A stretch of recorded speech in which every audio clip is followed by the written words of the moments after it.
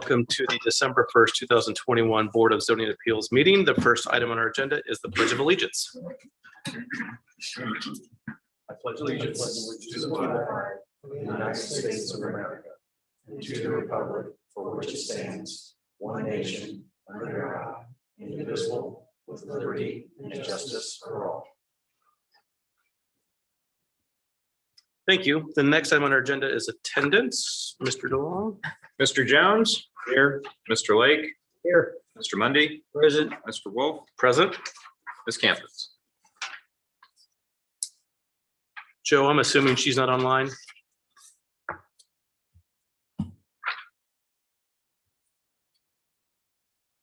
Let's move forward with that.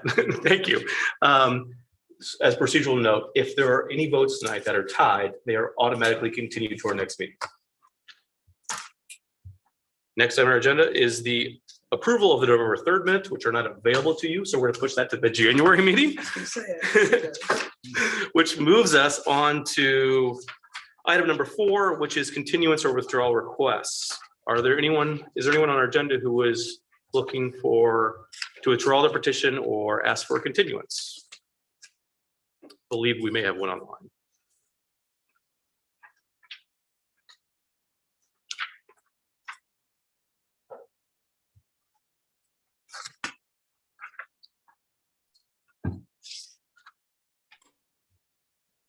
Yes, good evening. My name is Kyle Reseteritz, and I'm here to request continuances for 2 petitions.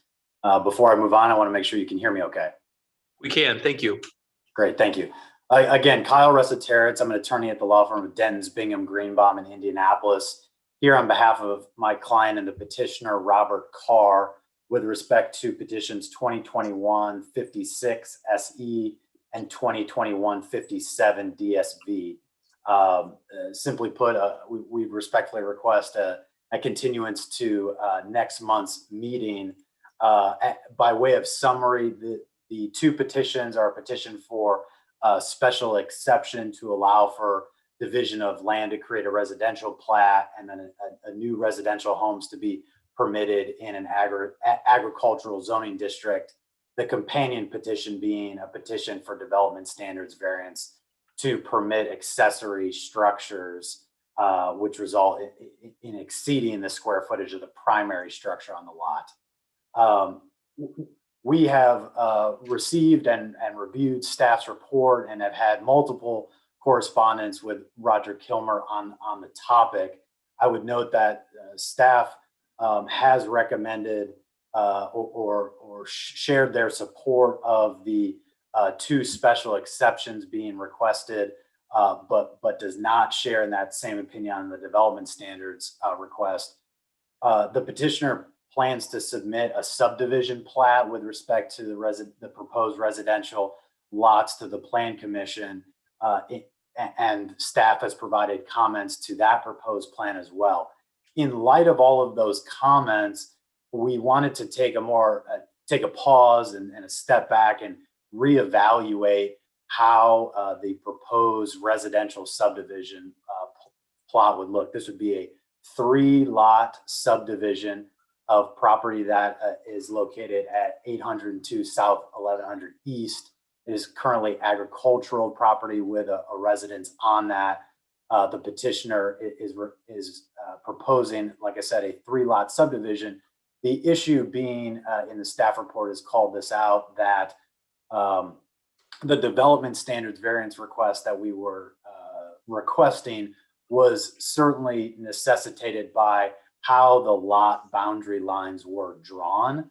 And so we certainly take those comments to heart and would like to reevaluate how the subdivision boundary lines are drawn, using the month of December to resubmit those submission materials, allow staff and Roger's review and discussion on those matters, so that we could provide a revised petition or multiple petitions to this board at your January meeting. And instead of separating the companion petitions or piecemealing this, wanted to take more of a comprehensive approach. And so certainly would appreciate your recognition of those efforts if you would be so inclined to grant a continuance to your January meeting, and would ask that no notice be required for that, additional notice be required for that January meeting. Happy to answer any questions, but want to be respectful of your other agenda items. Thank you. Thank you. Any discussion amongst the group? I have it noted that I believe the January meeting is January 5th of 2022. If not, I would entertain a motion to continue dockets 2021-56-SC and docket 2021-57-DSV to the January 5th, 2022 meeting. So moved. Thank you, Mr. Lake. Is there a second to that motion? Second. I heard Mr. Jones. All those in favor, please say aye. Aye. Those opposed? Motion passes. We'll see you in a month. Thank you so much. Thank you. Is there anyone else on our agenda who is looking to withdraw the petition or ask for a continuance? Seeing none, that moves us on to item number 5 on our agenda, which is continued business, which brings us to docket number 2021-35-DSV, as well as docket 2021-36-SC for the property located at 415 North, 1100 East. Will the petitioner's representative please come forward? Thank you, Mr. President. For the record, Mike Andrioli, 1393 West Oak Street. As you'll recall, we appeared in front of you at the last meeting. Several requests were made of us. Roger was very nice and kind to wrap up some of the requests that were made from members of the board in terms of moving forward. In addition, made additional suggestions with regard to some of the road situations. In the interim, I had provided to Roger an instance and a couple of instances where this had been done in the past in Zionsville. I wanted to do that for several reasons. Obviously, I have a client to represent, and we want to be successful in this petition. I also wanted you to think I just wasn't fabricating this out of thin air just to benefit my client, that it had been done before, had been vetted before. That isn't necessarily binding you in this particular situation, but I just wanted to make sure that you understood where I was coming from, that I just wasn't trying to formulate this and come up with some legal theory without at least establishing that this has been done before with Mr. Jones. For those of you, to the extent that you have gone out there and looked at that, there's a lane right off of Hunt Club Road. There's a number of mailboxes on the north side of Hunt Club Road that serve that private lane where there's houses back there. All of those houses have 45-foot frontage on the private lane. 2 of those houses were allowed to be built, and building permits were issued. And in addition to providing Mr. Kilmer with the information and a site plan, which unfortunately wasn't real good, but tried to provide him with some additional information in terms of where that was in the event that the board was further curious. We did that. So hopefully, at least from the board standpoint, you will understand my analysis and where I was coming from, and in fact, what had been done previously, so that you're aware we had originally filed a minor plat for those couple of lots back there. And it was decided and deemed unnecessary. We withdrew the minor plat, and those building permits were issued. Part of what I submitted to Mr. Kilmer was also the property tax records, so you could see when those homes were constructed. So you knew that they were constructed when that, on that particular lane, and when they were constructed, and those building permits were issued by the town. Also, one of the things that was requested is a confirmation of ownership of the property where the easement is. And I apologize for the lateness of the letter. I received that just today because of logistical issues, traveling issues, and various other things. We couldn't get Mrs. Nesbitt's signature on that until I think yesterday, and I actually got it in the office today, and then I forwarded along to Mr. Kilmer, and he was nice enough to suggest that he sent that to members of the board. That establishes 2 things: who the grantor of the easements were, and that was Mr. and Mrs. Nesbitt. She now owns the property, and she was the one that was noticed. He no longer is owner of the property. I don't know whether he passed or whether it transferred in some other manner, but she is a property tax record holder now. And we met with her, and it took a little bit more time because I had to do some research, because when we initially talked with her, she indicated that she thought she had sold it to the Anthonys, who in turn sold it to my client, sold the ground. But after checking my client's title work and looking due diligence through the property tax records, she really just had given easement rights and never had actually sold it. We're going to follow up on that because she really doesn't want it, and she didn't want to have the responsibility of it. So we may end up owning it eventually. But I did want to provide that to you, that she had no objection to any of this. She had no objection. So long as it remained a 3-lot subdivision, she had no objection to this. She didn't want it developed any further, and she didn't want it densified in any manner. But as far as the 3 lots, total 3 lots there, she had no particular problem with that.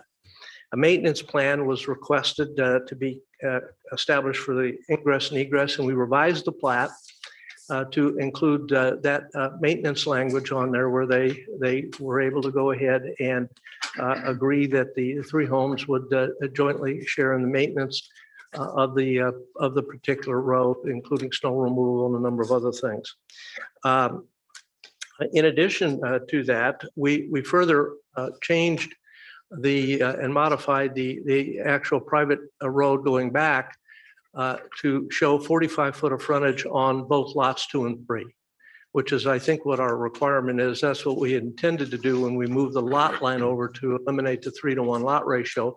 We just didn't do it on that particular plat. So we contemplated that and chose 45 feet of road frontage along the private drive. And in addition, we went ahead and put a hammerhead in and a turnaround for fire department.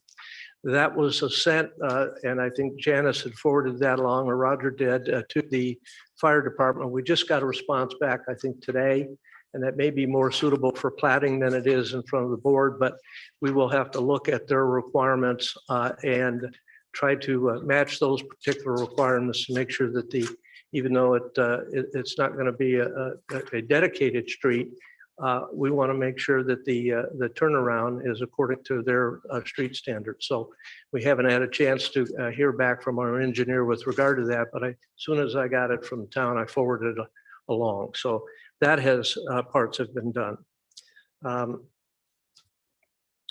As far as the overall ingress and egress, it's certainly wide enough to be able to get back there in terms of the lane. We had mentioned and had committed to go ahead and pave that at a certain point in time. We want to keep it in gravel until most of the heavy construction stuff is done back there with regard to, cement trucks and construction trucks to go back there. But after the last house is built back there by one of the family members, we will go ahead and pave that if that is your inclination as part of this particular approval process. I think overall, the fire department would probably prefer that. I haven't heard from them on that, but generally they'd rather take a paved street as opposed to a gravel street, just for public health and safety issues. So we have committed to do that as part of our commitments. Part of the financial aspects of it is that my client will receive some money for the first lot that will be sold.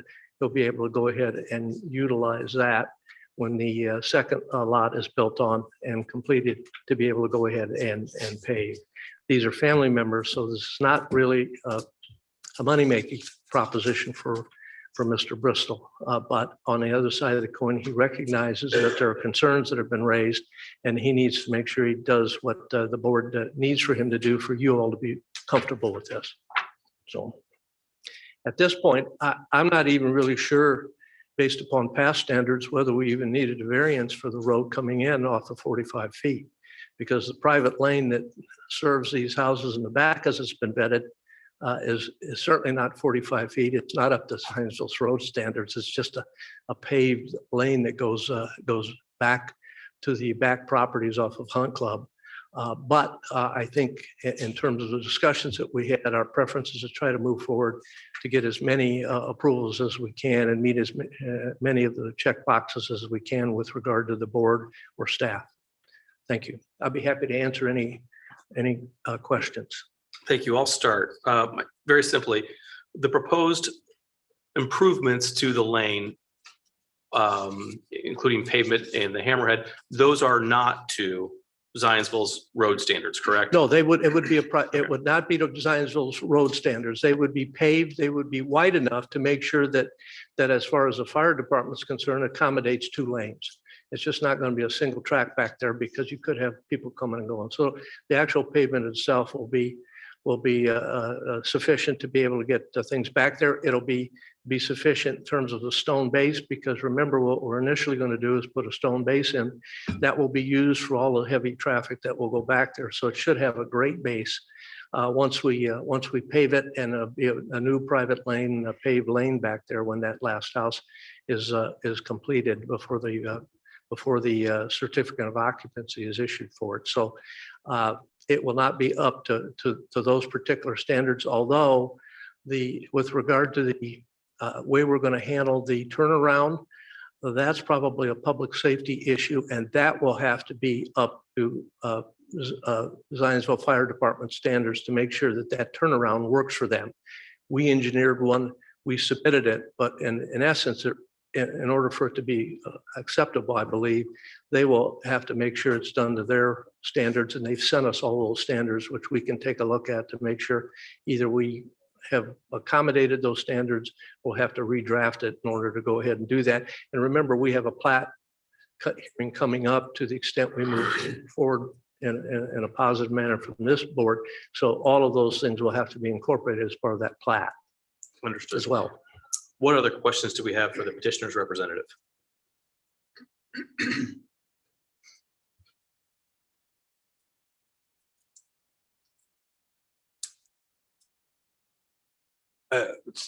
My core concerns run the gamut of this. I mean, Mr. Andreoli,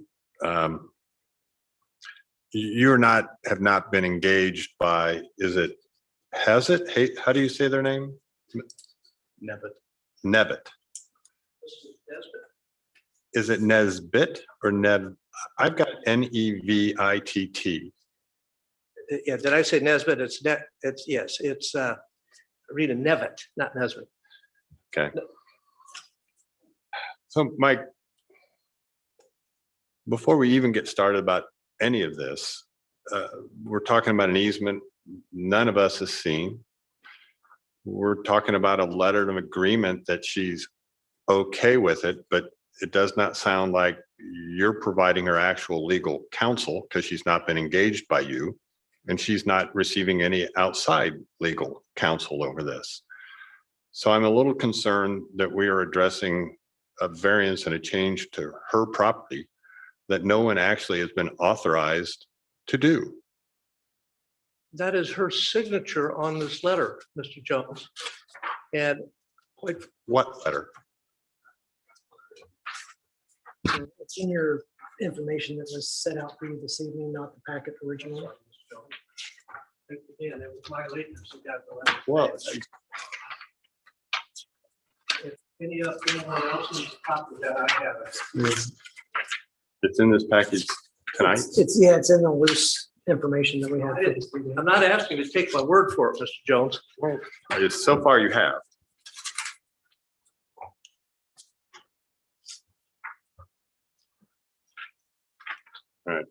So it's right here. Yeah.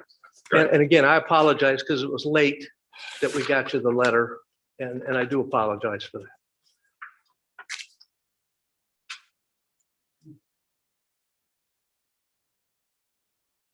While he's looking at that, I want to make certain that I think I understood you when you said we just received this from the fire department this evening, but that the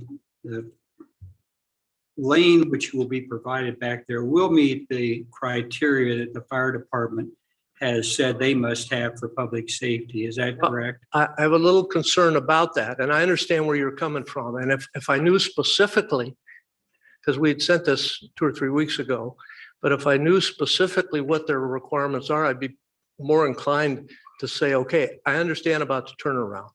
There's specific requirements that they sent me with regard to turnaround in terms of the street itself and size of the street. And, I don't want them to design this as if it's a public street and a street that meets Zionsville's requirements, as most of these lanes do not. But if it's something that, from a public health and safety standpoint, we need to consider for them to be able to get back in there in terms of the width, how much stone should we put in and those types of things, I understand that. And I think that's a reasonable request. I just don't know what the answer of that is for you, Mr. Mundy, tonight. I wish I did. It very well could be you could pass this along subject to an approval from the fire department at the plating stage, because clearly how we get back there is all part of the plating aspect of it as well. So however you want to do it is fine. I just apologize. I don't have the specifics from them regarding that. I don't think that came to. Yeah, the specifics in here are 20-foot width, and then 20-foot wide access, and to be able to support the weight of their heaviest apparatus, which that weight is not listed in here.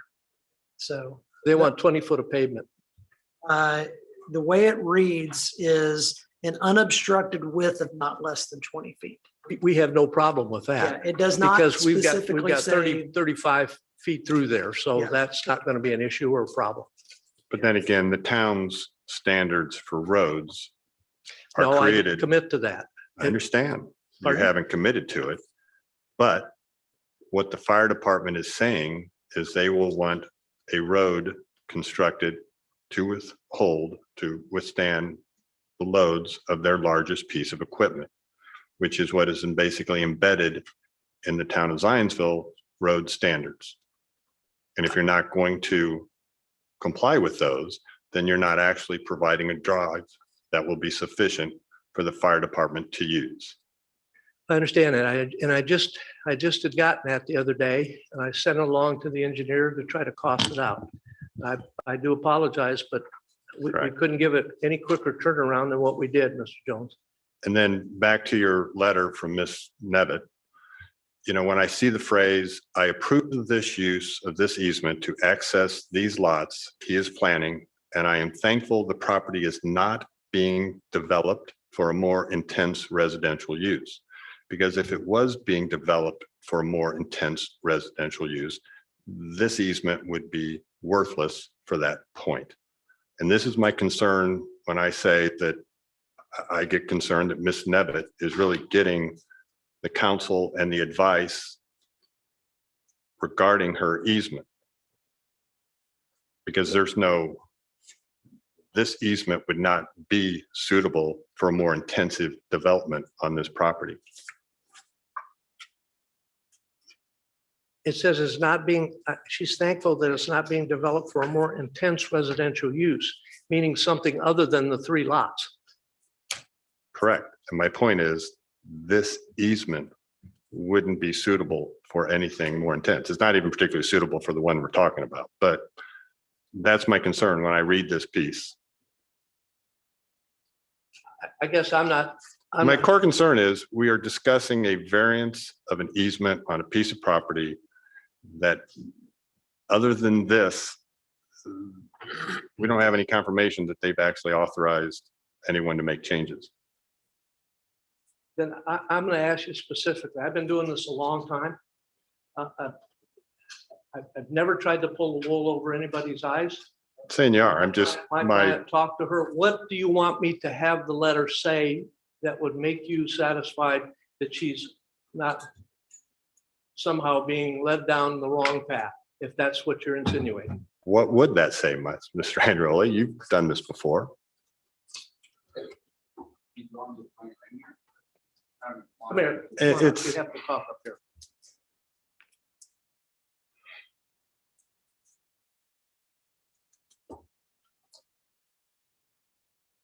Sorry, I guess my Name and address confusion. for the record, Oh, please. sorry, Adam Bristol, 415 1100. Thank you, Mr. Bristol. I walked over to her house and had her sign this. From what you're saying, it implies that I signed that. I think that's pretty straightforward in terms of what it says. Talking to her today, she's still convinced that she doesn't own it. So she said, draw it up, I'll sign the papers. it's yours because I paid $10,000 for, or Tom Anthony paid $10,000 for a 1/10 of an acre from me before he built the home. And I don't know if there was a clerical error or they never filled out the paperwork. Or never recorded a deed. We don't. She doesn't even want any money from me. She just said, draw up the papers. I know you can't do it today and I'll sign it. And I mean, if that's the nail in the coffin for you, I guess we can do that too, but. No, it's one. It's not all of them. Okay. Well, I'm not going to jump through a bunch of hoops, Mr. Jones, if that's one and you got others. Well, the Let me know second what then they are, starts so when I we can- start I can properly discussing respond to 'em. what a street section should look like, to support the fire equipment. And then the third issue is just going to come up with the length. I can't give you that tonight. We just got the paperwork a couple of days ago, sent it off to our people to cost it out to find out what it is. I'm sorry. I just can't give you that information tonight because we just had gotten the paperwork from the fire department. And I know that staff has been working diligently. It's not a problem with staff. It's just because of the holidays and everything, they just may have need an opportunity to take a look at it, but we're working as fast as we can to get you the information. Wayne, can I ask you a question real quick? If the length of the road is an issue, that will come up during plan commission, correct? Yes. So they get past this, they come to plan commission, they show a road that's twice as long as it's supposed to be. That'll be an issue that's addressed then. Yes. Yeah. Or if it's not up to their Hold on, standards. let me, Oh, I'm sorry. That's correct. The subdivision control ordinance Okay. specifies length of road. It talks about the town standards. The touch point you're also getting at is actually chapter 51, which is the chapter in the town's general code that deals with the fire department and their requirements. They have a whole separate document called the fire protection ordinance. That's not the discussion point here. Yeah. It's actually the published document that actually is embedded in the town's code. I'm just trying to make sure we're deciding tonight based on the things we need to be deciding on tonight and letting other things that may come before plan commission, come before plan commission. Okay. Just like she doesn't want a more intense use. We can't look at this based on a more intense use because the use in front of us is a 3-lot subdivision. So I just want to make sure that from my standpoint, I'm kind of not considering things that aren't relevant to today's discussion, but I am considering everything that is relevant. We're not trying to do a bait and switch with you. We're just trying to provide the information that we I have. totally get it. I'm just trying to, as I'm hearing the conversations, make sure I'm focusing on the right things. Absolutely. Thank you. Yeah. Any other questions for the petitioner's representative at this time?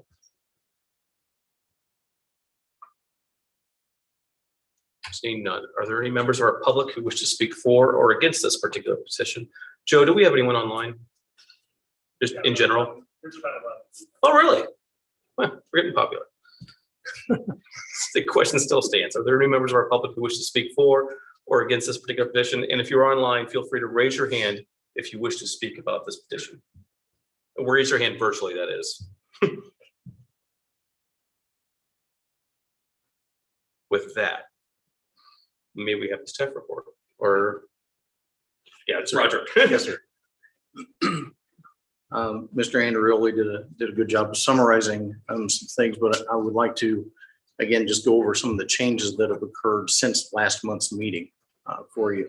A revised primary plat has been filed that shows both lots 2 and 3 would have at least 45 feet of frontage on the proposed ingress egress easement. The revised plat does show a hammerhead turnaround at the far eastern termination of the easement. The Zionsville Fire Department has confirmed that the dimensions of this hammerhead turnaround do meet their needed dimensions. Fire Department has also stated that they would prefer that the ingress egress easement be paved. Additionally, regarding the existing easement that crosses the Nevitt property, I've been able to secure a copy of the recorded access easement from the county, from the recorder's office. And then we received the letter from Ms. Nevitt today saying that as we read it, that she is at least aware of the proposed 3-lot subdivision to the east of her. And as the letter states, she is not opposed to that. this really boils down to the variances, the variance that we're discussing boils down to the question of the road / easement, whatever you want to call it, that is leading back to lots 2 and 3. Is that going to be developed to a sufficient state that it would be considered a street? Thereby, if it is, those lots would be provided the required 45-foot of frontage. If it is not developed to the standards that are needed, then those lots will not have the required frontage.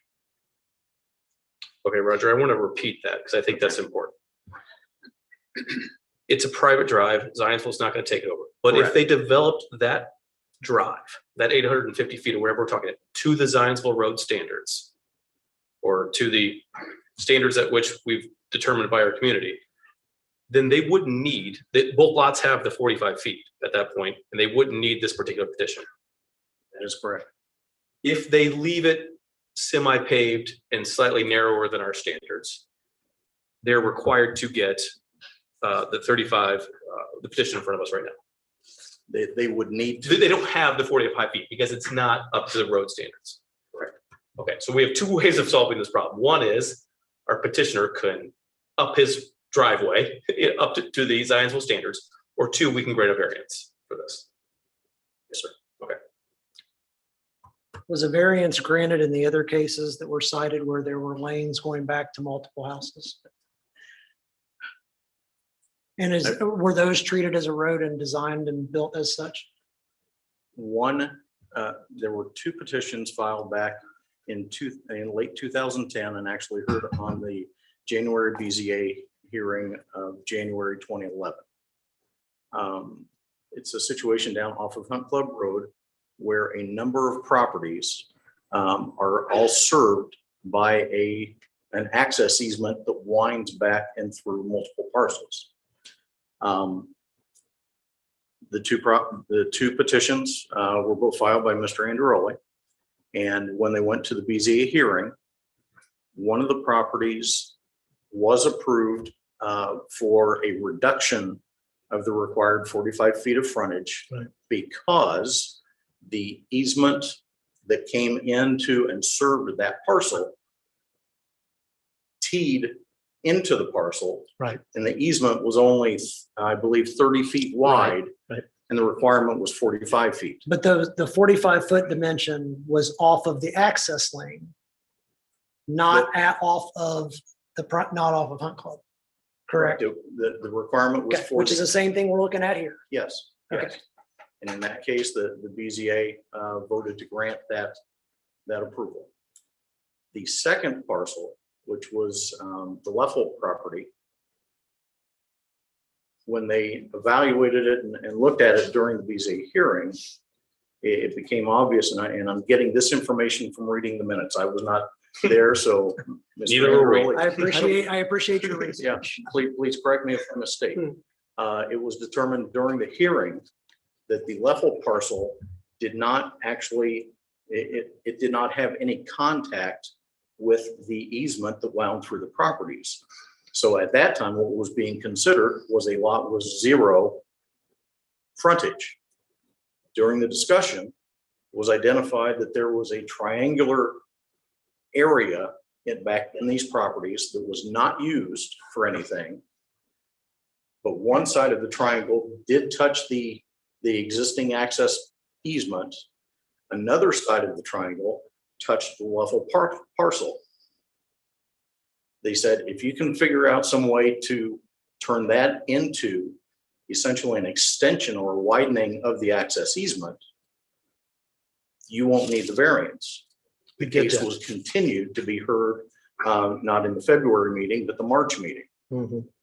In between the January meeting where it was continued and the March meeting, they were able to change that triangular piece into an access easement. So therefore, it was determined the Leffel parcel did have frontage on the access easement that exceeded the 45 feet. So therefore, the development standard variance for the Leffel property was withdrawn because it was not needed. So that was frontage on an access easement, not on a road. Mhm. Yes. At least 45 feet. And that access road is or is not built to Zionsville's road standards.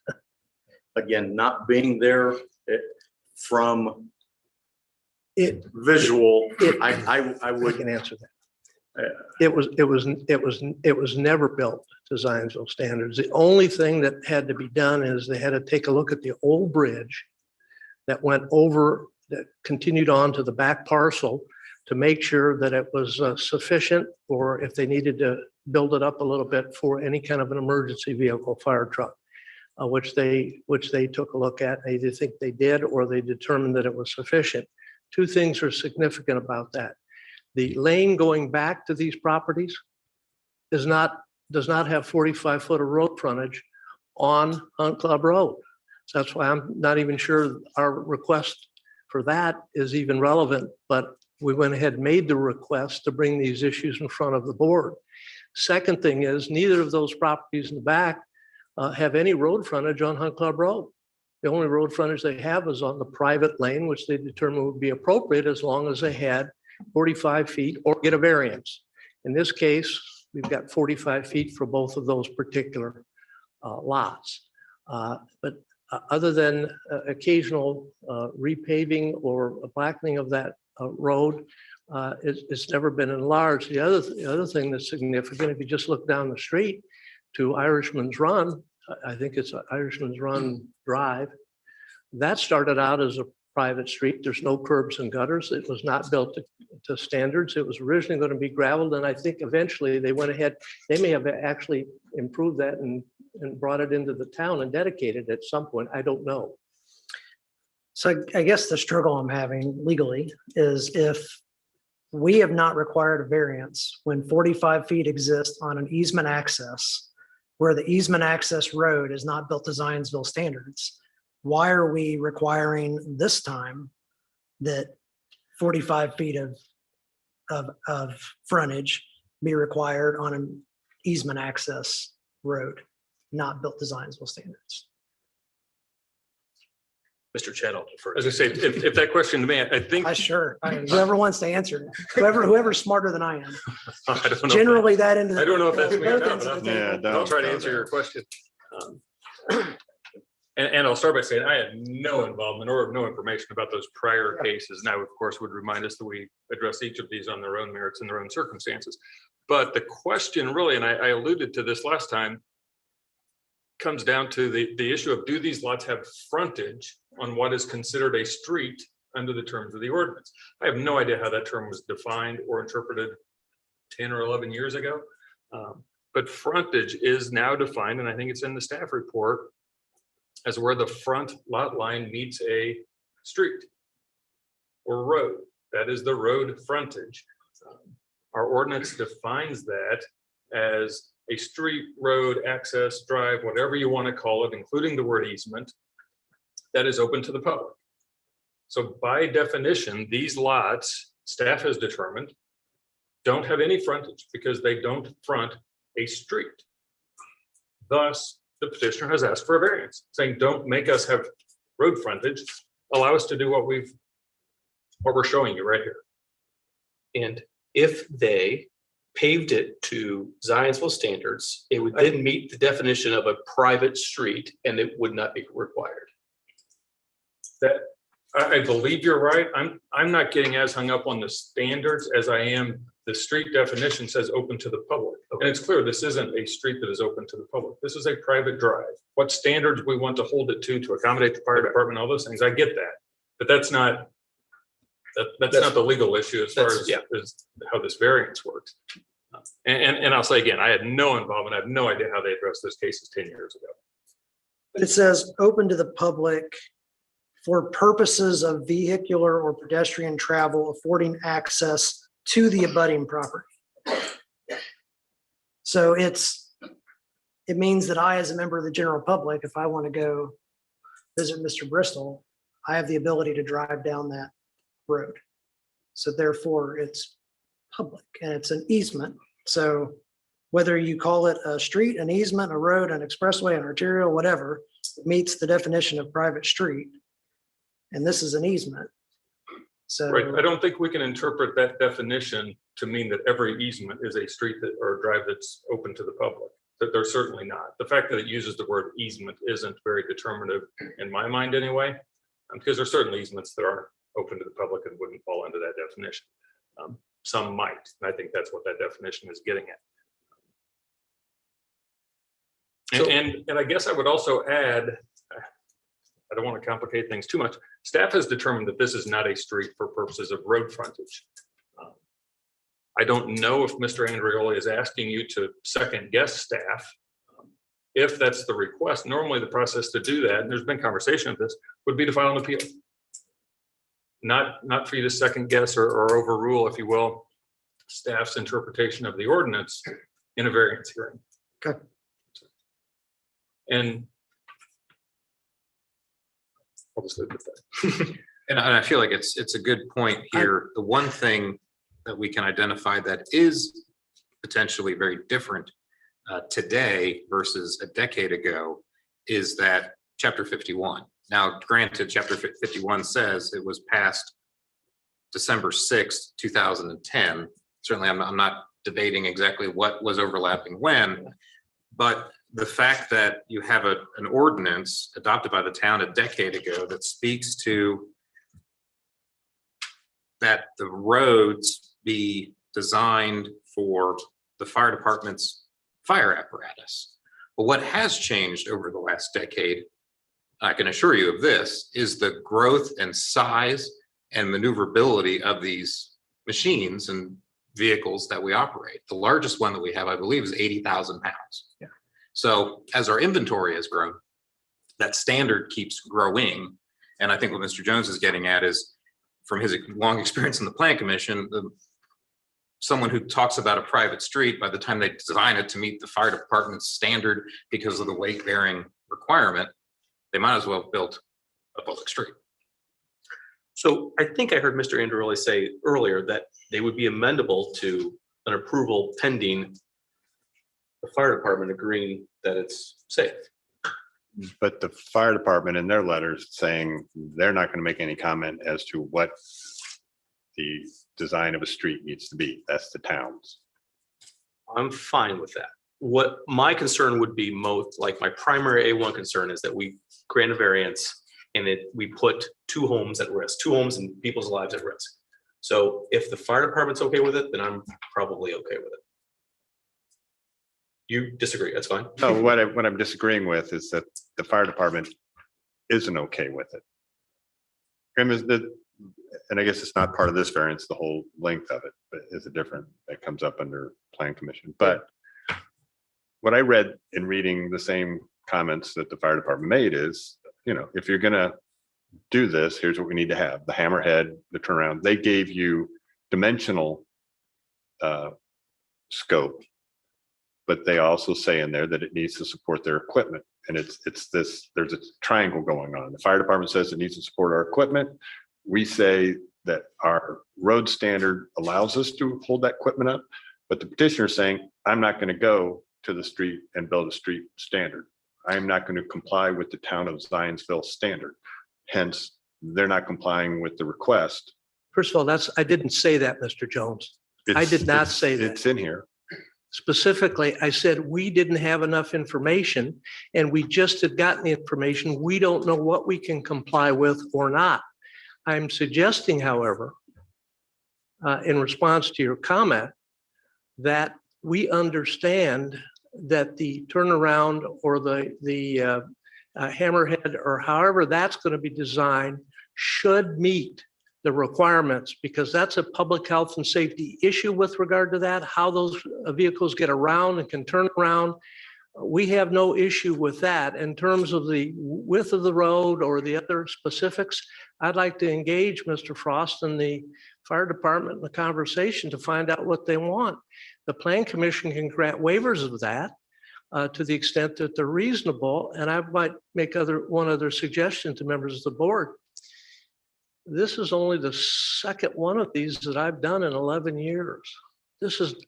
I've suggested to Mr. DeLong that maybe the ordinance ought to be changed to get more specific about this, if this is what you want. On the other side of the coin, if we're only dealing with one of these every 11 years, you know, maybe it's fine the way it is to serve these large estates, to be able to go ahead and do all of that. So I just don't know what to be able to commit to tonight, not having had a discussion with them and this, that, and the other than I know for sure that we have to put in an appropriate and an approved turnaround for the fire department for that last lot back there and that road.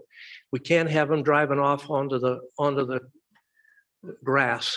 It's going to have to be done according to their standards. I got that. In terms of the rest of the width, this, that, and the other, I can't make that commitment, but I will commit to you that I will talk with them and we will try to deal with that appropriately at the plan commission level when we go through our platting.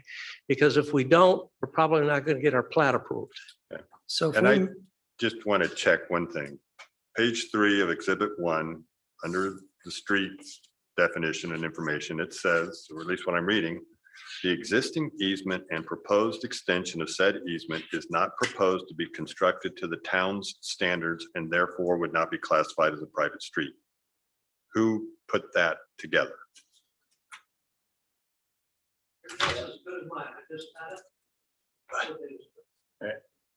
From the staff report, that would be a statement that I made, because based upon the information we had at the time, we didn't know, we had not received back feedback from the fire department yet.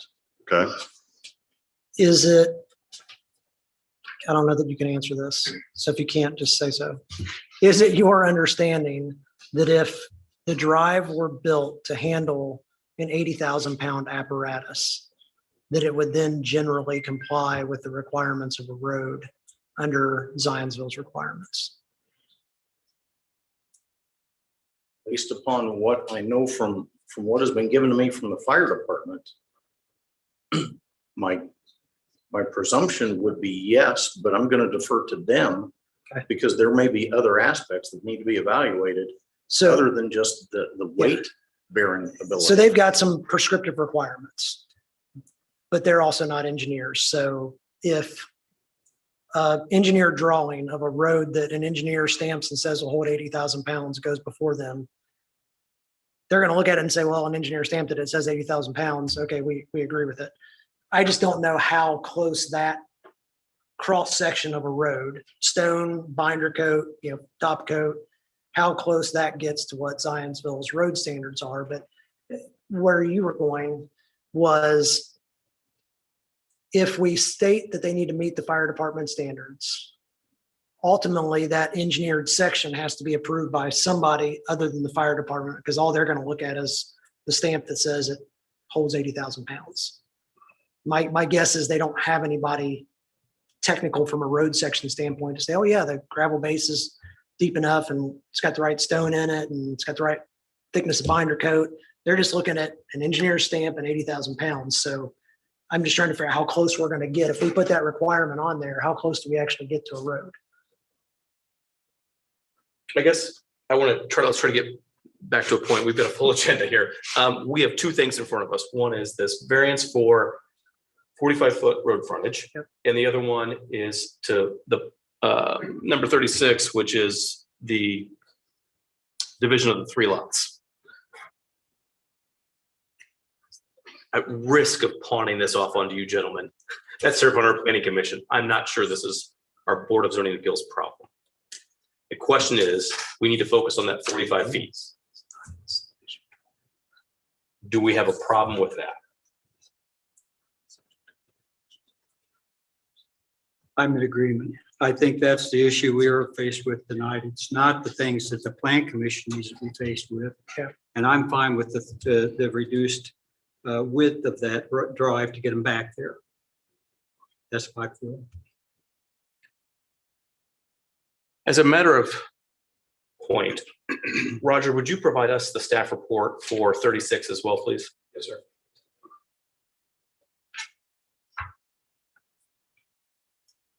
Petition 2021-36 SC. It's a request for special exception to permit residential homes on agriculturally zoned parcels. That is required by our zoning ordinance, that use receive a special exception. In this case, you're really looking at it from two perspectives. One for the minor residential plat. When someone applies for a minor residential plat, it requires a special exception. And then you are also looking at the 3 lots to grant special exceptions for those specific 3 lots. I will remind you that one of the lots, lot number 1, has the existing home on it that is owned by the petitioner. But because we haven't been able to find any historical grant of a special exception for that lot, we're recommending that it be memorialized by this action. So you're looking at a special exception for the existing home, special exception for lots 2 and 3 where homes would be constructed, then a special exception for the 3-lot minor plat. Okay. And staff is supportive. Staff is supportive of that request. Thank you, sir. Okay, any further discussion? Otherwise, I would entertain a motion. And let's start with petition number 35. I think my only challenge is what I heard legally was that unless we, as part of our motion, require that this be built as a street, we don't have the authority to usurp staff by the fact that this is not a street. Is that? That's not what, no, I don't. Okay. That's not really what I I'm heard. suggesting, and I sense Okay, some that's what I confusion heard. about it. It's that determination that creates the need for the variance. Yeah, So if you're inclined to grant a variance, that's not usurping staff's determination at all. That's going along with it, saying, yeah, we understand that that's not a street, therefore there is no frontage. So we'll grant them relief from that frontage requirement. okay, all right. But if they developed a street, they wouldn't need the variance. Correct. That's the way I'm interpreting it. So this, once again, falls under, they're really not meeting item 3 of our, the strict application of the terms of the zoning ordinance will result in an unnecessary hardship in the use of the property. The strict application would mean they need to build a road. And if they built a road, they wouldn't need the variance.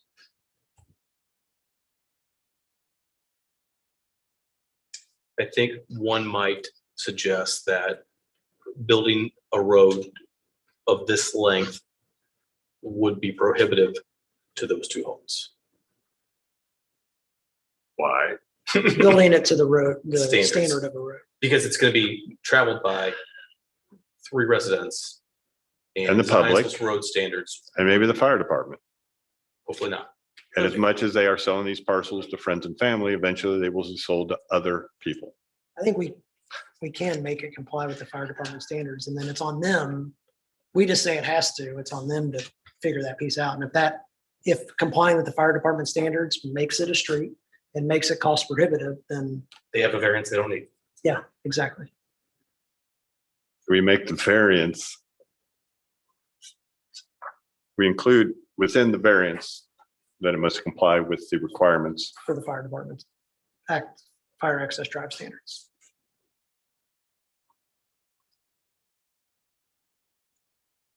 And then if it becomes too cost prohibitive, then it self-selects out.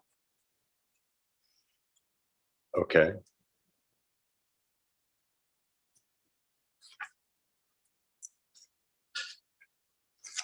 The problem is the fire department isn't going to be the one to, I think That's Mr. Lake not our articulated problem. it well. all right. Yeah. Okay. It's a given. I'm looking for a motion. All right.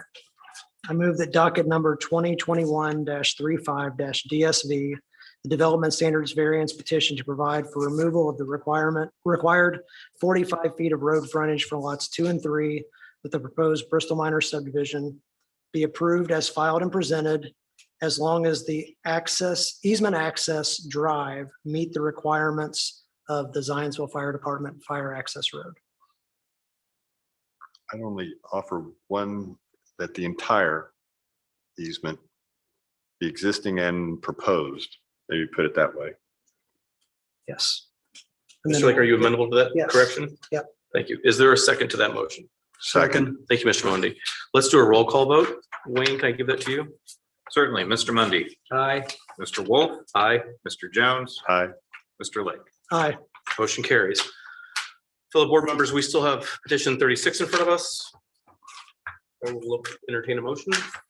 I move that docket number 2021-36-SE, special exception petition for property currently addressed as 415 North County Road 1100 East, Zionsville, being in the agricultural zoning district for the development of a 3-lot minor subdivision and to permit single-family dwellings on the 3 proposed lots, be approved based upon the staff report as presented in the findings of fact, finalized findings of fact. The petitioner should also execute a right to farm acknowledgement as part of this approval. Thank you, Mr. Lake. Is there a second to that motion? Second. Thank you, Mr. Mundy. Mr. DeLong, can we do a roll call vote? Certainly, Mr. Wolf, Aye. Mr. Jones, Aye. Mr. Lake, Aye. Mr. Mundy. Aye. Thank you. Both motions carry. Pass. Moving on. Next up on our agenda is docket number 2021-39-DSV for the property located at 275 Beechwood Lane. With the petitioner, please come forward.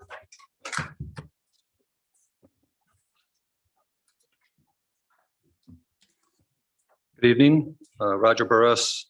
I live at 4605 Hickory Court in Zionsville. I'm here on behalf of the estate of my mother regarding the property at 275 Beechwood Lane. As you may recall, I was here 2 months ago and there were several questions and one of my neighbors showed up and asked that it be continued for 2 months and I went along with that. So I'd like to give you an update on several issues and I must say, these hearings and also having property for sale nearby generates a lot of interest in property. So it's been an interesting couple of months. So first is I want to make clear that the access easement, here we go again, another access easement, but this one's an old one. It was established when before my parents bought the property in 1958. And they acquired their property at 275 Beechwood Lane. And the access easement, and they own the access easement. So in the eyes of the law, that's called that the owners of 285 and 295, they have the right to utilize that access easement to access their lots. And there's so that burdens my parents' property, but the owner of 275 could do nothing to restrict the access rights of the owners of 285 and 295. They are legally referred to as the benefited or dominant tenants. But on the other side of the coin is that the benefited owners of 285 and 295 Beechwood Lane cannot increase the burden of the easement on 275. And that's why, they couldn't enlarge, they couldn't add on additional homes without permission of 275. So I want to make clear that there's no issue regarding what my neighbor's access rights are here. They're established over 63 years ago and certainly respected by me and my parents. Another issue was regarding maintenance. If I were to proceed with a minor plat, if I am successful on the variance, your staff suggested that there be an easement maintenance agreement to ensure that any future owner would also share in the maintenance obligations, and I have no problem with that. I'm happy to commit to that. My parents have maintained this for a long, long time, so be happy to share that burden. Another thing that came up was whether Beechwood Lane is kind of an unusual road because part of it's dedicated to the town and then it comes to the access easement. And the question was whether the public portion of Beechwood Lane might be extended across my family's property. I said then that I would support that if the town wanted it or if my neighbors wanted it, because I think it would take their cooperation. My parents donated right away for Beechwood Lane in 1971. My parents have also facilitated easements for the neighbors for sanitary sewer line and for gas lines. So we've certainly done our share to help the neighbors with their public services. And so I also contacted Lance to see what his position would be, since he heads up that department. And as I suspected, Lance confirmed that the town is not interested in receiving additional roadway that does not meet town standards. You heard this before. And particularly one that doesn't have a cul-de-sac, or I guess now a hammerhead is maybe an option, but I'm not going there unless somebody wants to take me there. So I'm happy to discuss future roadway improvements with anyone, but I can't make commitments for my neighbor's property, so I'm not going to do that. So as you may recall, the owners of 295 Beach Road Lane came to that meeting and said that they'd like a 2-month continuance. Dr. Zader said that she and her husband had not had sufficient time to consider my petition. First of all, you should know that I did, before I sent them a letter and the official notice, I had called her husband, Dr. Radens, to tell him what I was doing. So I had discussed it with them. So they never told me they had any problems. And so after the October meeting, I stopped by their home to see if I could talk to them. And I did talk to Dr. Zader. I answered her questions. I asked her, when we could talk further with her husband present. And she said they were going to be gone, but to contact her in about 10 days. And after that discussion, I found out that their property had been listed for sale. That was not terribly surprising to me because I knew they had purchased another house in Zionsville. And so I assumed that they were going to be selling their house at some point. Well, obviously they listed it for sale. And when I called their real estate agent, she informed me that it has now been sold. Again, that's fine with me. By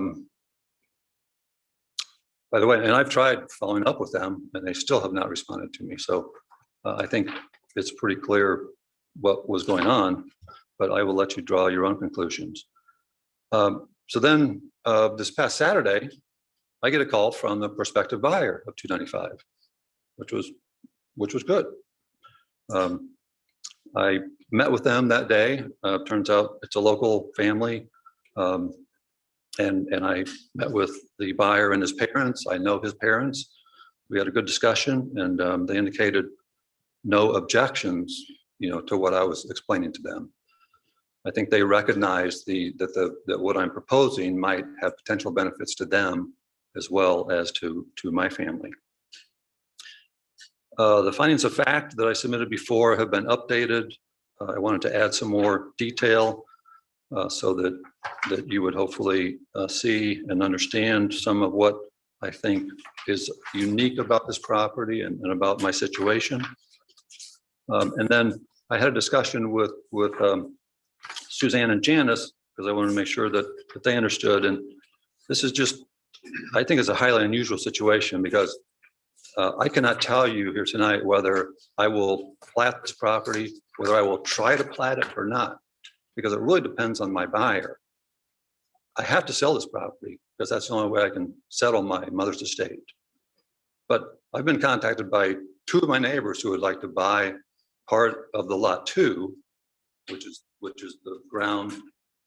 If you look at the proposed plat, that would be the ground that includes the access easement and lies to the south 0.81 acres. So I've had interest in that property. And I've also had 3 people now who have indicated interest in my parents' home without the lot 2.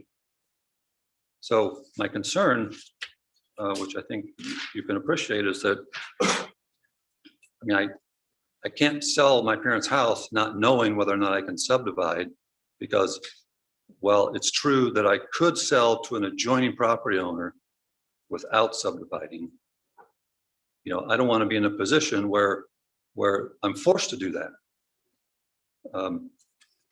And so I went over that with your staff, and I think they're still supportive of my petition. And so granted, I think it's unusual to have this kind of situation, but I didn't create it. I'm just trying to deal with the cards that have been dealt to me. And while you may think that I'm creating my own problem, I'd like to just restate some things that I know for sure.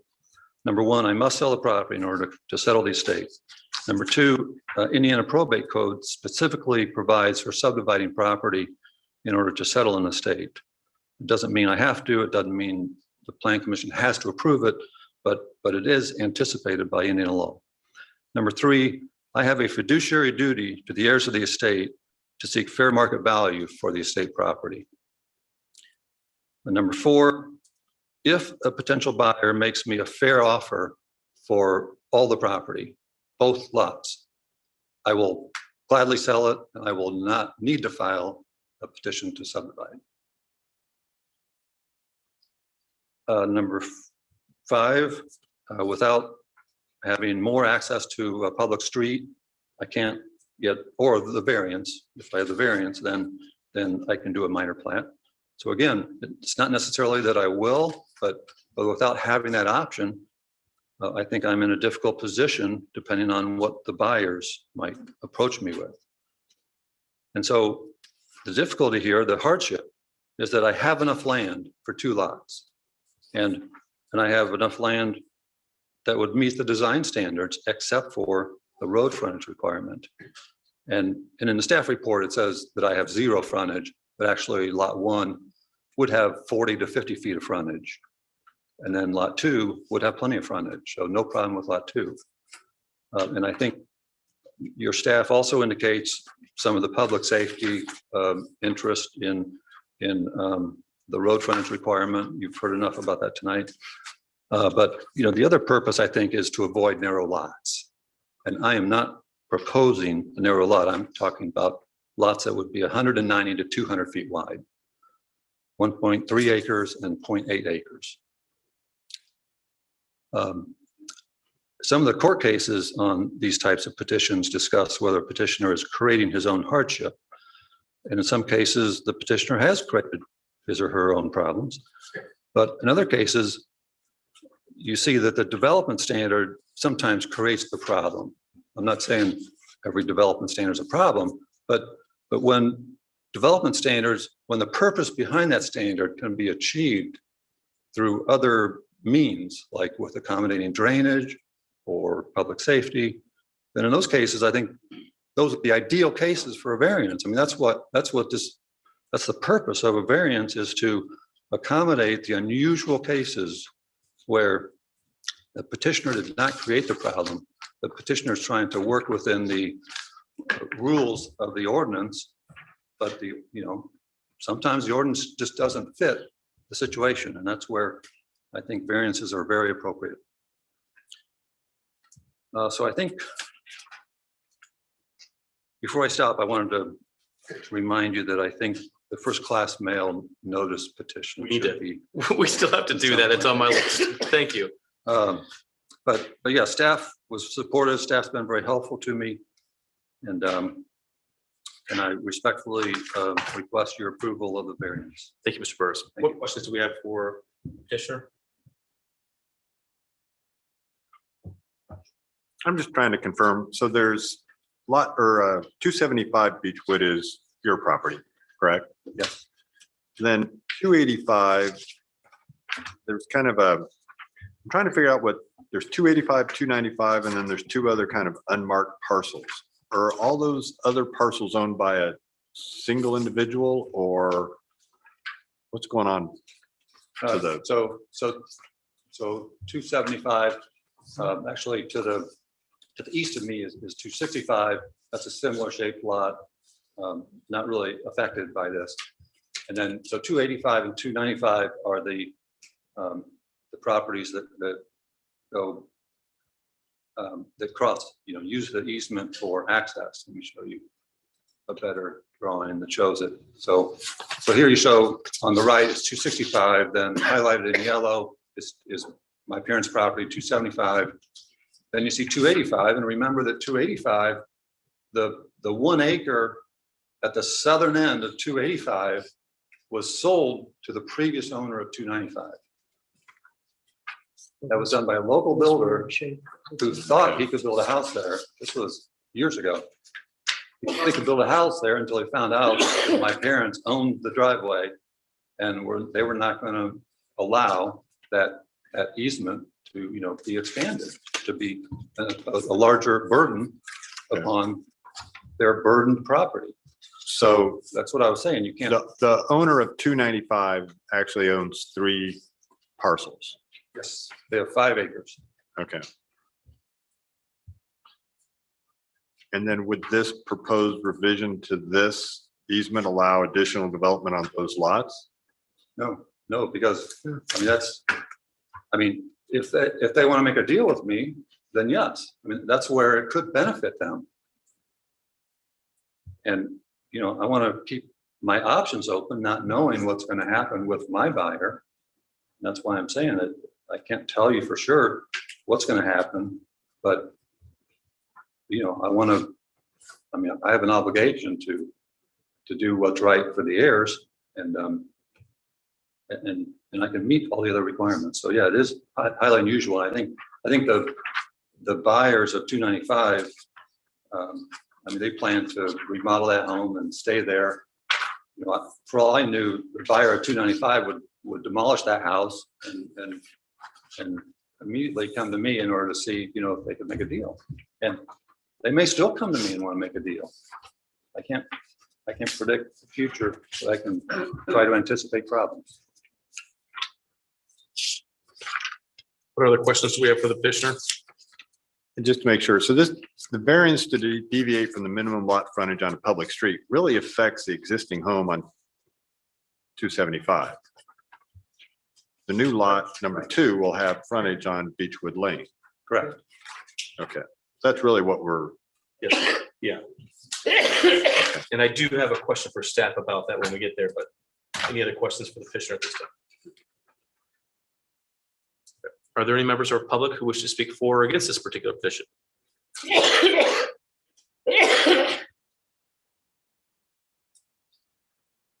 Thank you, Joe. With that, may we have the staff report? Yeah, so I think Mr. Burris did a good job going through what we discussed recently. There's not really many changes to the staff report. I will note that it did say that the lot 1 would have no frontage, but it will have 50 feet of Okay, frontage. that was the clarification I was looking for. When 150 feet is required. And then I'll also note that if this lot 2 would like to have a home on it in the future, it would first have to go through the plating process and go to the plan commission. Correct. So staff is in favor of the request, and I'm happy to answer any other questions. Thank you. Any questions for staff? Any discussion amongst the group?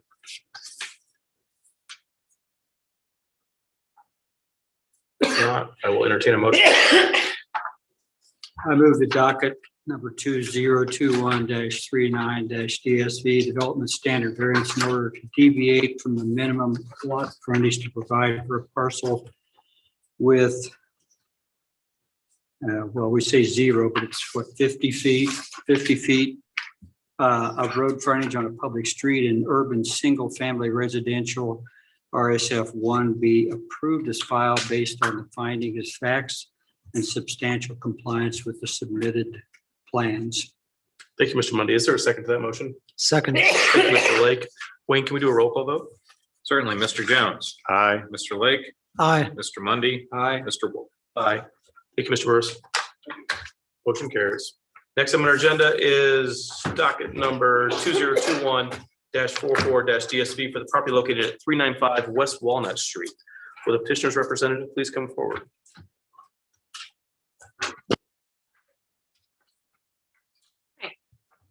Evening. Would you state your name and address for the record? Melissa Iannucci, 5771 Central Avenue, Trade Design Studio. Thank you, Ms. Iannucci. Could you articulate, we had a rather lengthy discussion last time. Could you articulate what's different in Yes, the petition today? absolutely. So we reduced the square footage on just about everything except for the garage and the main structure. So that's the front porch, the rear porch, the addition, the sidewalk, and the pool.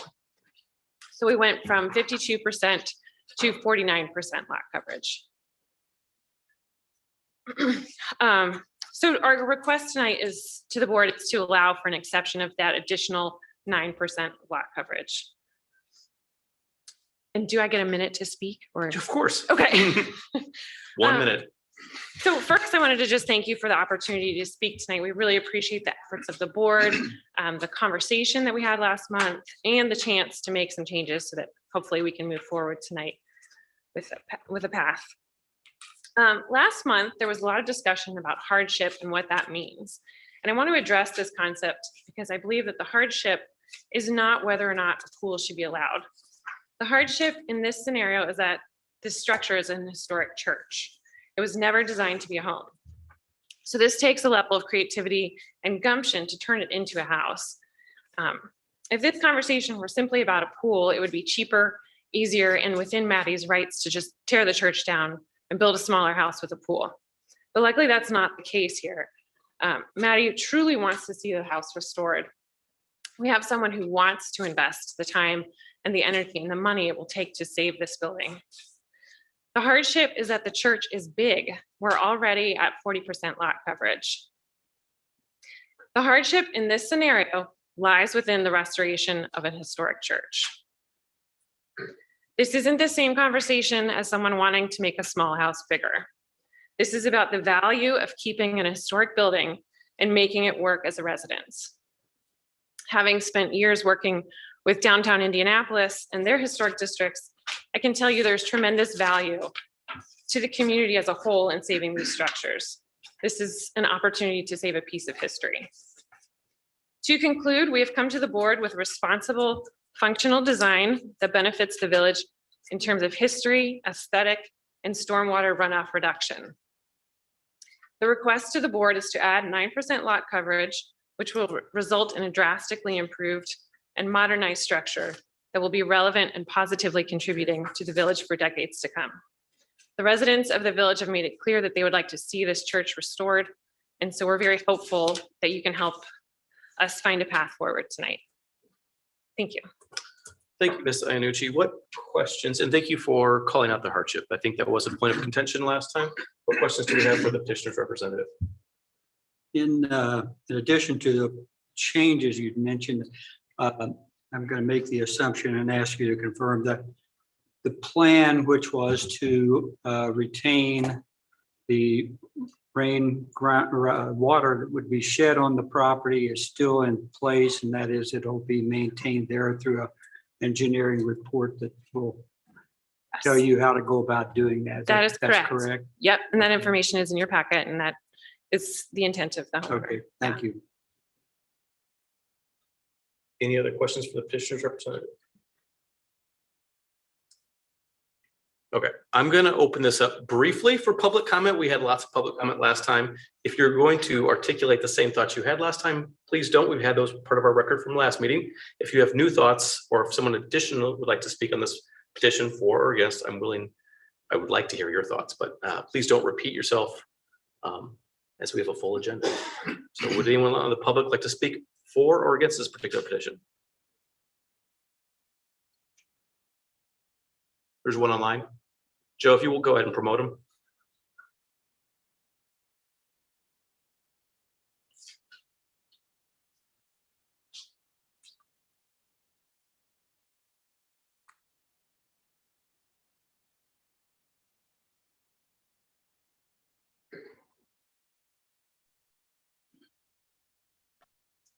Hi, if you're there, would you please state your name and address for the record? Hi, yes. Are you able to see and hear me? Yep, we are. Good evening. I'm Sarah Jennison. I live at 185 West Walnut Street. Thank you, Ms. Jennison. What are your thoughts on this particular petition? Yeah, so I live right down the street from the church, and I just wanted to speak on behalf of Maddie and the design. I am very much in favor of the restoration work and wanted to speak tonight on her behalf with our excitement about what she's putting forward. And we are very much looking forward to seeing this church and property restored. So I just wanted to make sure that my voice was heard tonight to support the proposal that Maddie has put forward. Thank you, Ms. Jackson. I appreciate you participating in tonight's conversation. Thank you so much. Joe, if we have somebody else, please promote them.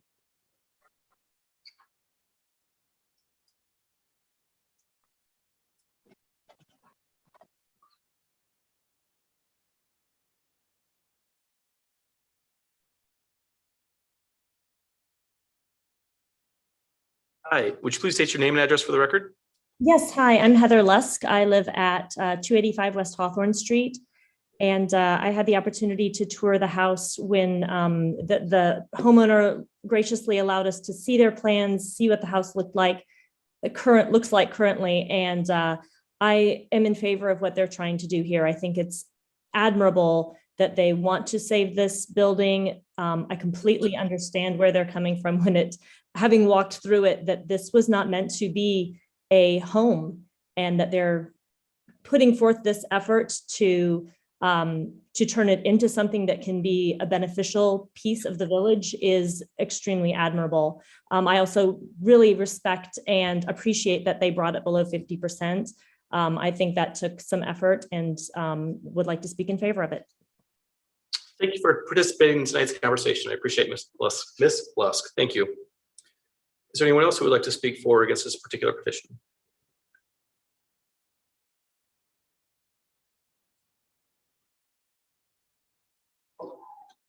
Seeing none, may we have the staff report? And I'd just like to reiterate that staff does appreciate the petitioner wanting to preserve the historic structure.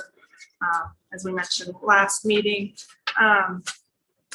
as the petitioner stated, they did some revisions and to reduce the lot coverage on, I think, the front porch, the addition, the walkway, and the pool. Which was previously 52% was the request, and now it's down to 49%.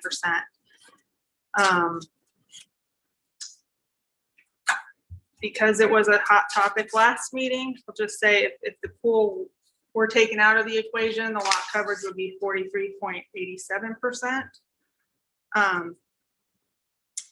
And staff is still unfavorable of the recommendation at 49%. And I'm happy to answer any other questions. Thank you. Any questions for staff?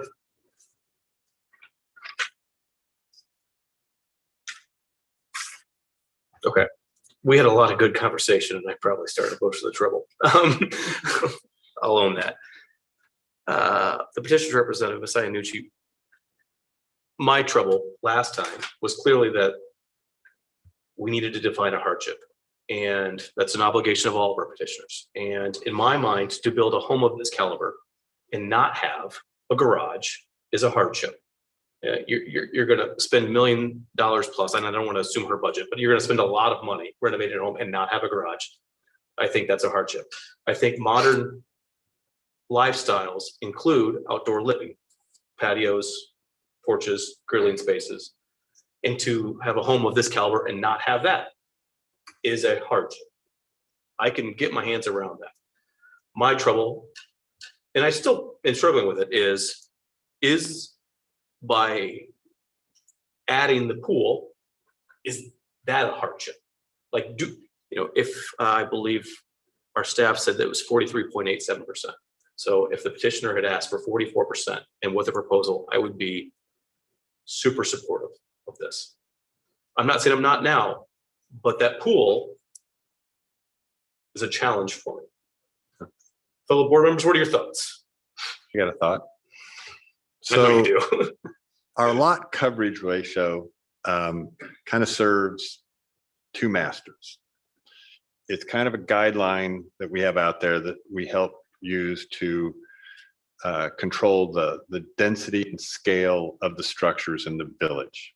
Obviously, we consistently kind of go over the 40% number. The low 40s is, an area that we're constantly in, because a lot of the homes previously built, we've referenced over and over. This is a situation where the current 35% doesn't actually represent what the adjoining property owners have, and a property owner ought to be able to have the same scale of things that their adjoining neighbors do. One area it falls short is the whole height issue, and when you mix lot coverage and the height of new structures, that's a different conversation. And the other master it serves is to help provide a quantifiable expectation of drainage and how that is going to affect not only the directly adjoining neighbors, but, drainage is something that is kind of a collective issue. It collectively rolls downhill, and unless we start stopping it at the top of the hill, it's just going to get worse at the bottom. One of the factors that I think justifies approving the 49% is the willingness of the owner to put a on-site detention system in.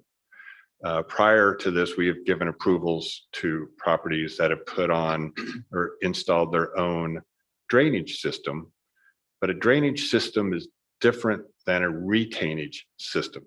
A drainage system benefits that individual property in that it helps get the water off that property quicker, but all it does is add to somebody else's problem downstream.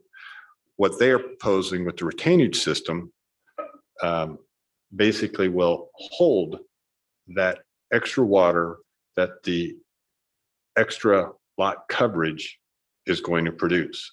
So there should not be a cumulative negative impact to other properties and the town in general. I don't think within our review process, we actually have the ability to quantify and take that in, other than the fact that we have included in the package of what they're going to do is that they're going to do this. So it goes back to the simple fact that if you look at the lot coverage of the structures, it's more like a 42% number. Once again, you take the house, the additions, the pool. I'm sorry, the house, the additions, and the garage. Yeah. The pool and the landscaping and the patio surface doesn't really impact the visual feel of the village.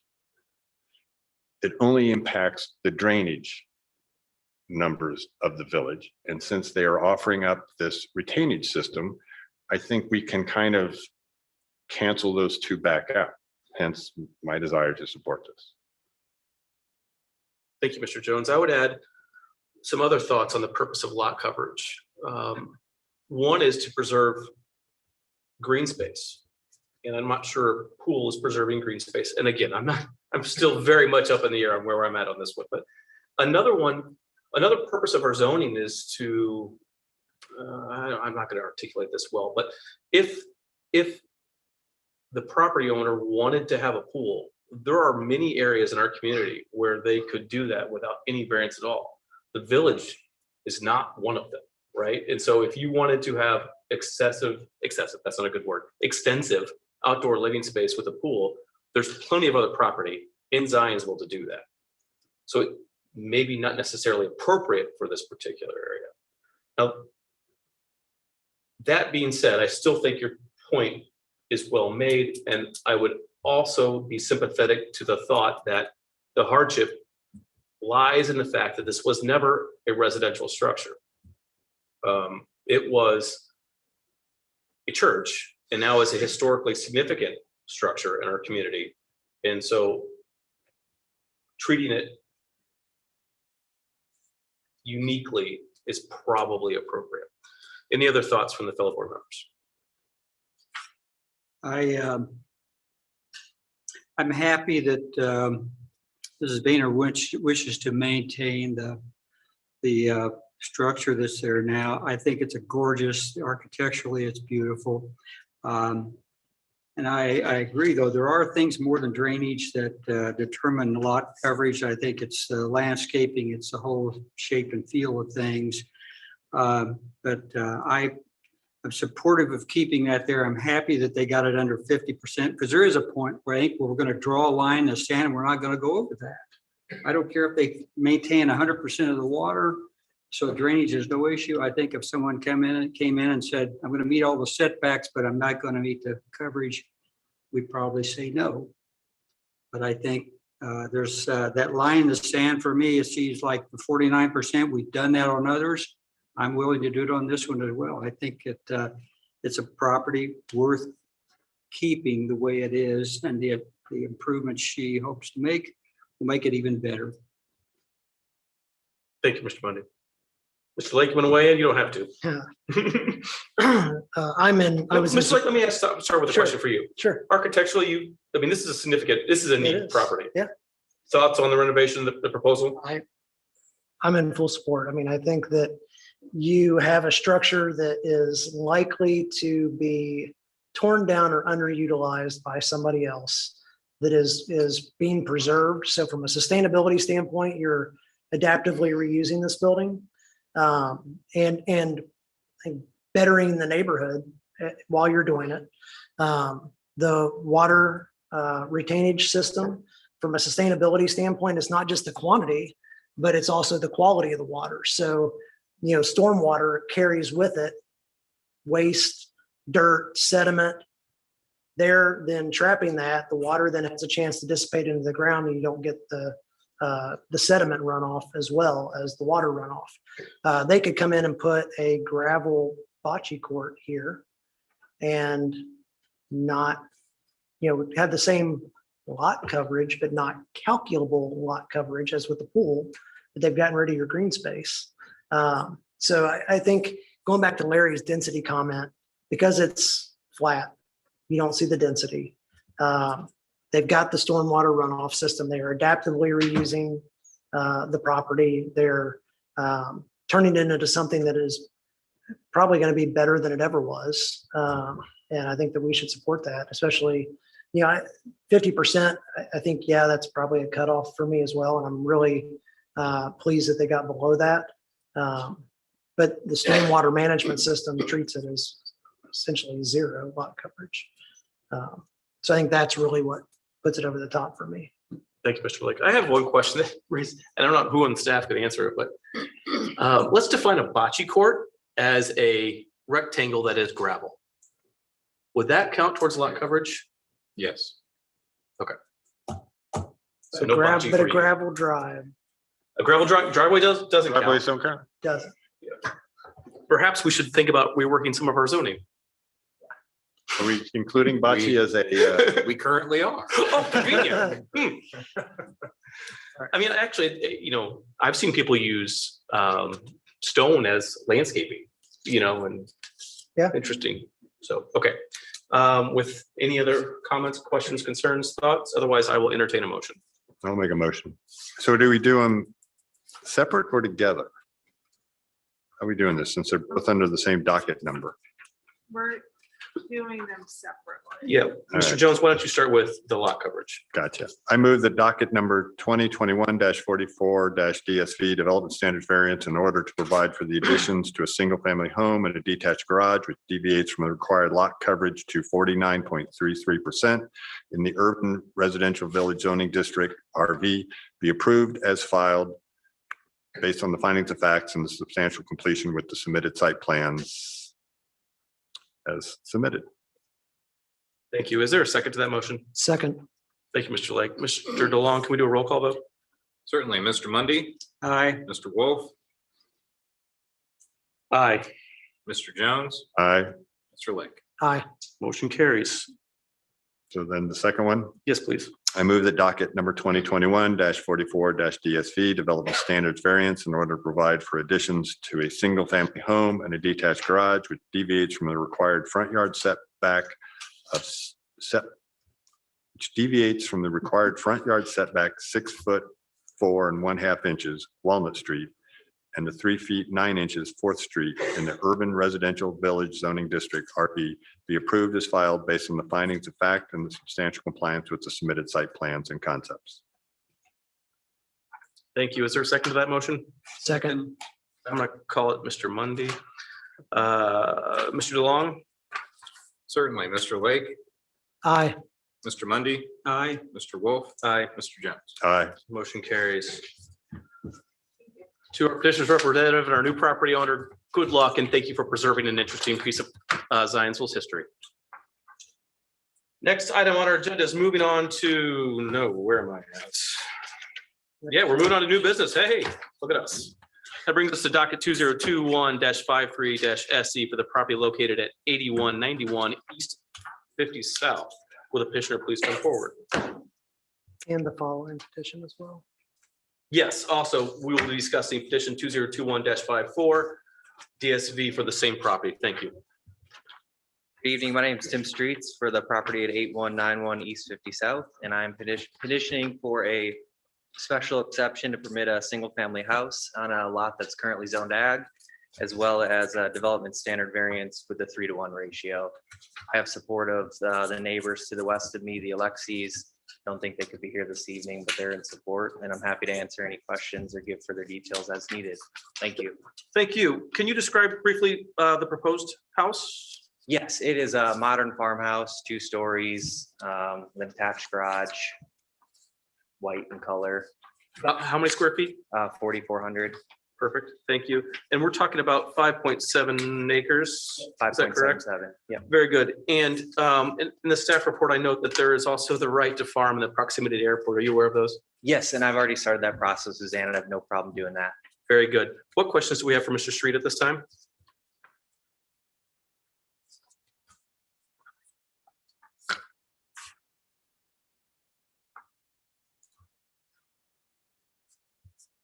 Mr. Jones, do you have anything? I see you.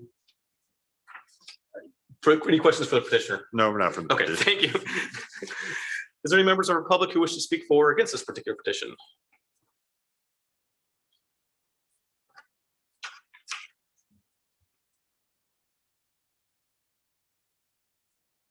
Thank you. May we have the staff report? So as Mr. Streets has stated, he's needing a special exception to have a residence on this agricultural zone property. And at the same time, also requesting a development standard variance for not meeting the 3-to-1 width to depth ratio. And the development, it's similar to other development along this road on East South, similar development pattern. So staff is supportive of both requests. Thank you very much. Any questions for staff? Otherwise, I would entertain a motion on petition 53. Oh, wait a minute, I got a question. Yes, sir. I thought we were working to stop the creation of flag lots. The 3-to-1. Is that a question to me? And just a general, this is a subdivision of an existing lot, correct? I think our ordinance supports, let me rephrase it, our ordinance would discourage flag lots. Yes. Correct. And we have seen many of them established because of unusual circumstances, So what is the unusual circumstance? or any circumstance for that. Or any circumstance? Yeah. Are you asking the petitioner or are you asking staff? Staff. The lot itself isn't a flagged lot. I mean, it's a narrow lot, but it's not a traditional flagged lot where you have just the, whatever the Drive. drive is, and then it gets widens out. Okay. I think this lot was split off semi-recently from the adjacent property owner who owned this property. And following other development along this road, there are other lots that also do not meet the 3-to-1 ratio, and that's kind of how staff made its determination. So it's a long, narrow lot. Mhm. Are there going to be any setback issues? Where are you proposing to put the structure? It was going to be in the center of the lot, so we would meet the, I think it's the 40 with variance with no problem, like on either side of, or front and back. Approximately how far forward is it in here or back, depth of where the structure will be? Right now, we're planning about 225 back from the road. So then what happens to the remnant Exhibit 4. parcel? Exhibit 4. I can speak to that if you'd like. I don't know if that was for me or not. There it is. The owners, the Alexis, they have no desire to ever have anyone build on that lot. And that was why they didn't want to sell the full width of that lot, because they wanted a buffer between the lots to never be built on. They own the property at 81, where the pond is on the aerial. Yes. They own that parcel They where do. the house is, and then they owned that lot to the east, split off the petitioner's parcel, and it's keeping the remainder. That was my understanding, and based on the property record part. So this is a split of a split that leaves a split. The lot has already been split, if that's what you're asking. It was split prior to me purchasing it. Wouldn't the lot still, even with that remnant, it still would have required this variance, wouldn't it? When was that original parcel split off? Was that this something that's just currently come under our jurisdiction, or? I think I can speak to the lot split, and Janice can maybe speak to this better. The parcel was created prior to 1999. I think if you're allowed one split after that without having to plat. One time in half only. And so this property came into our jurisdiction, Zionsville's jurisdiction, in 2010 with the reorganization. And as Suzanne is saying, when you split a parcel, you can split it in half one time by way of meets and bounds. Thereafter, it's a plan commission action.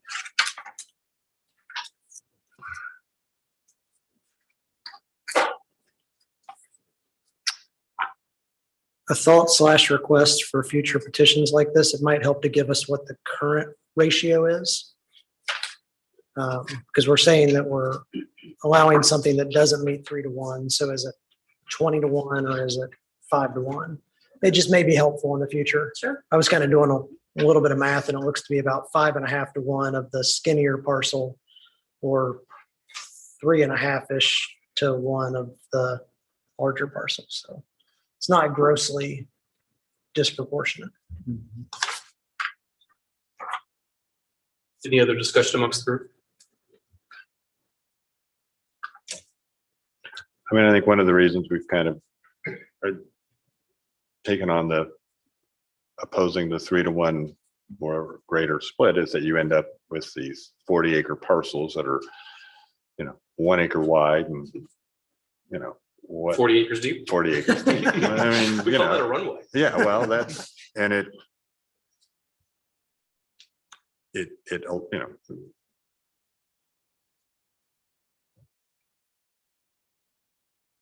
What is the width of the parcel? I think when you look at the depth of the 190 lots feet. to the north, 190, yep. south of it. Go back to my map. And you've got a series of lots on 100 south and on 50 south.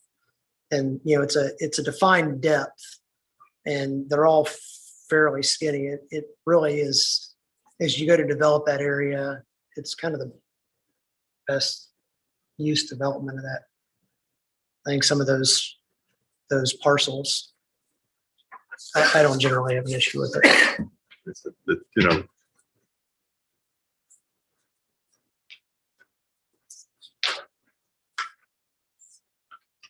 I think it can be excessive at times. I don't feel like this proportion is. well, what happens though is then when you start trying to actually do, so we're allowing a residential home on an agriculturally zoned lot. Which we've seen a lot. And then they can have an outbuilding with, whatever variance. I guess, I just think back to like some of the problems we've had over when we were trying to do the Little League, that parcel that was trying to develop as a subdivision backed up to a lot like this.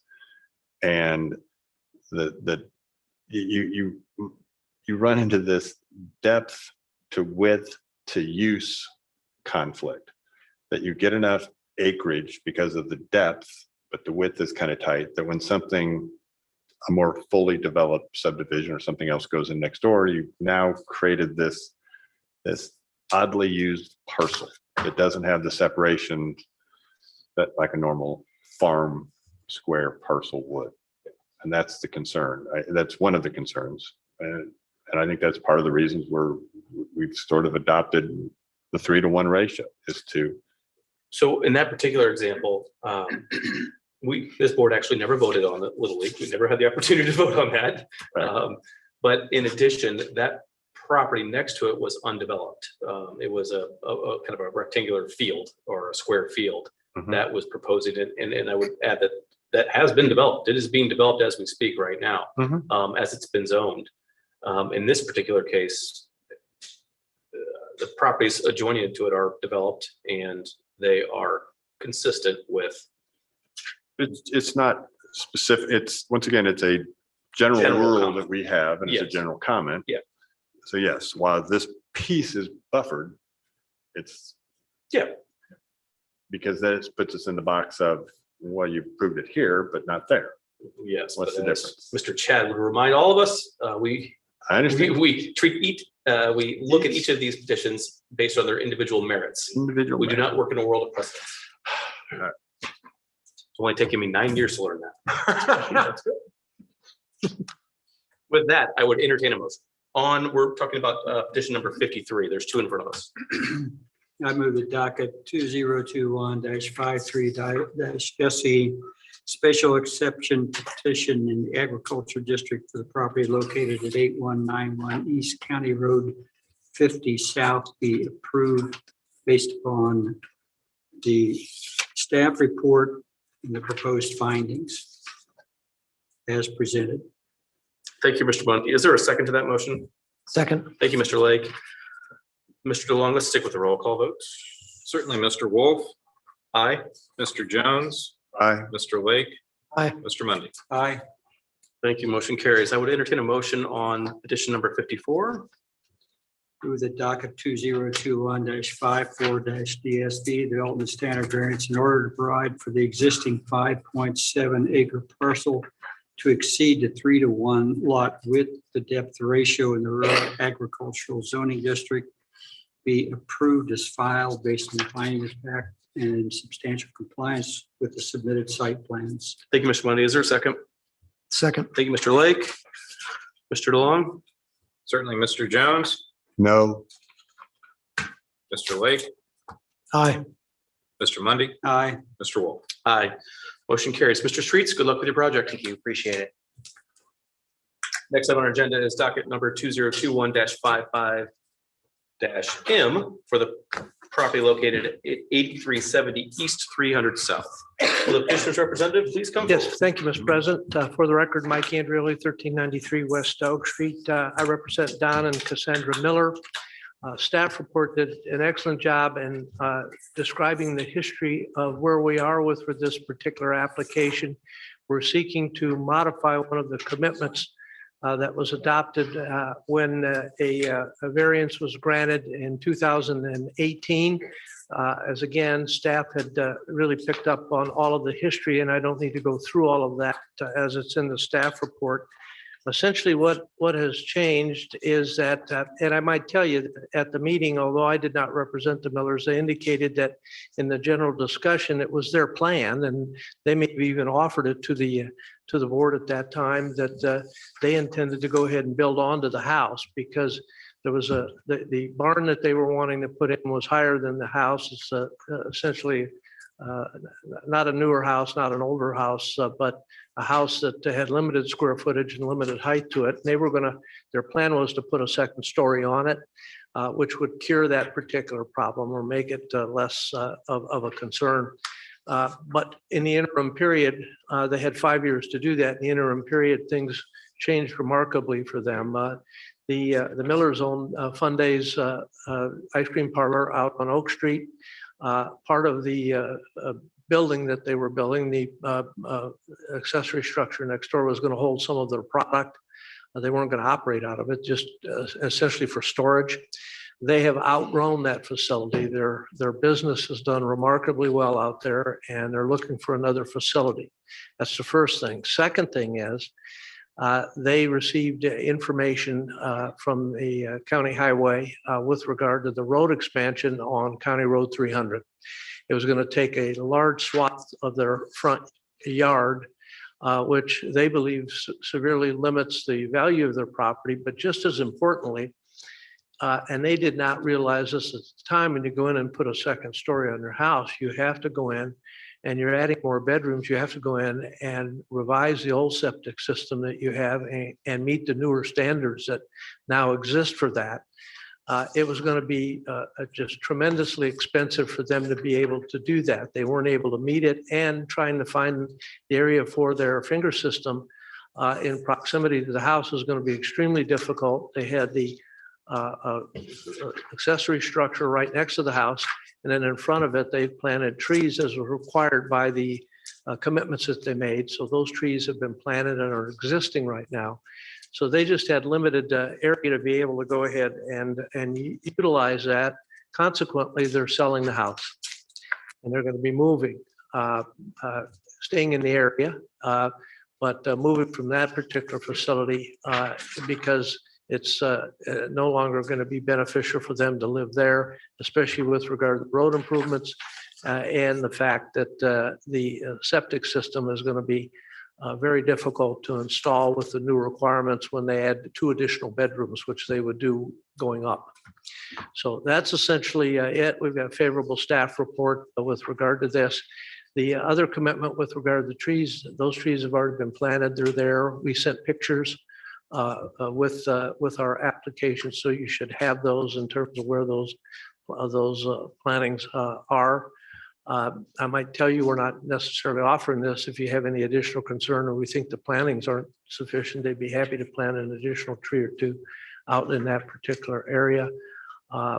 They may need it in order to maintain the property values to sell it in terms of what they have in the property at this particular point. But that is the skinny on this. They're seeking to sell it and move.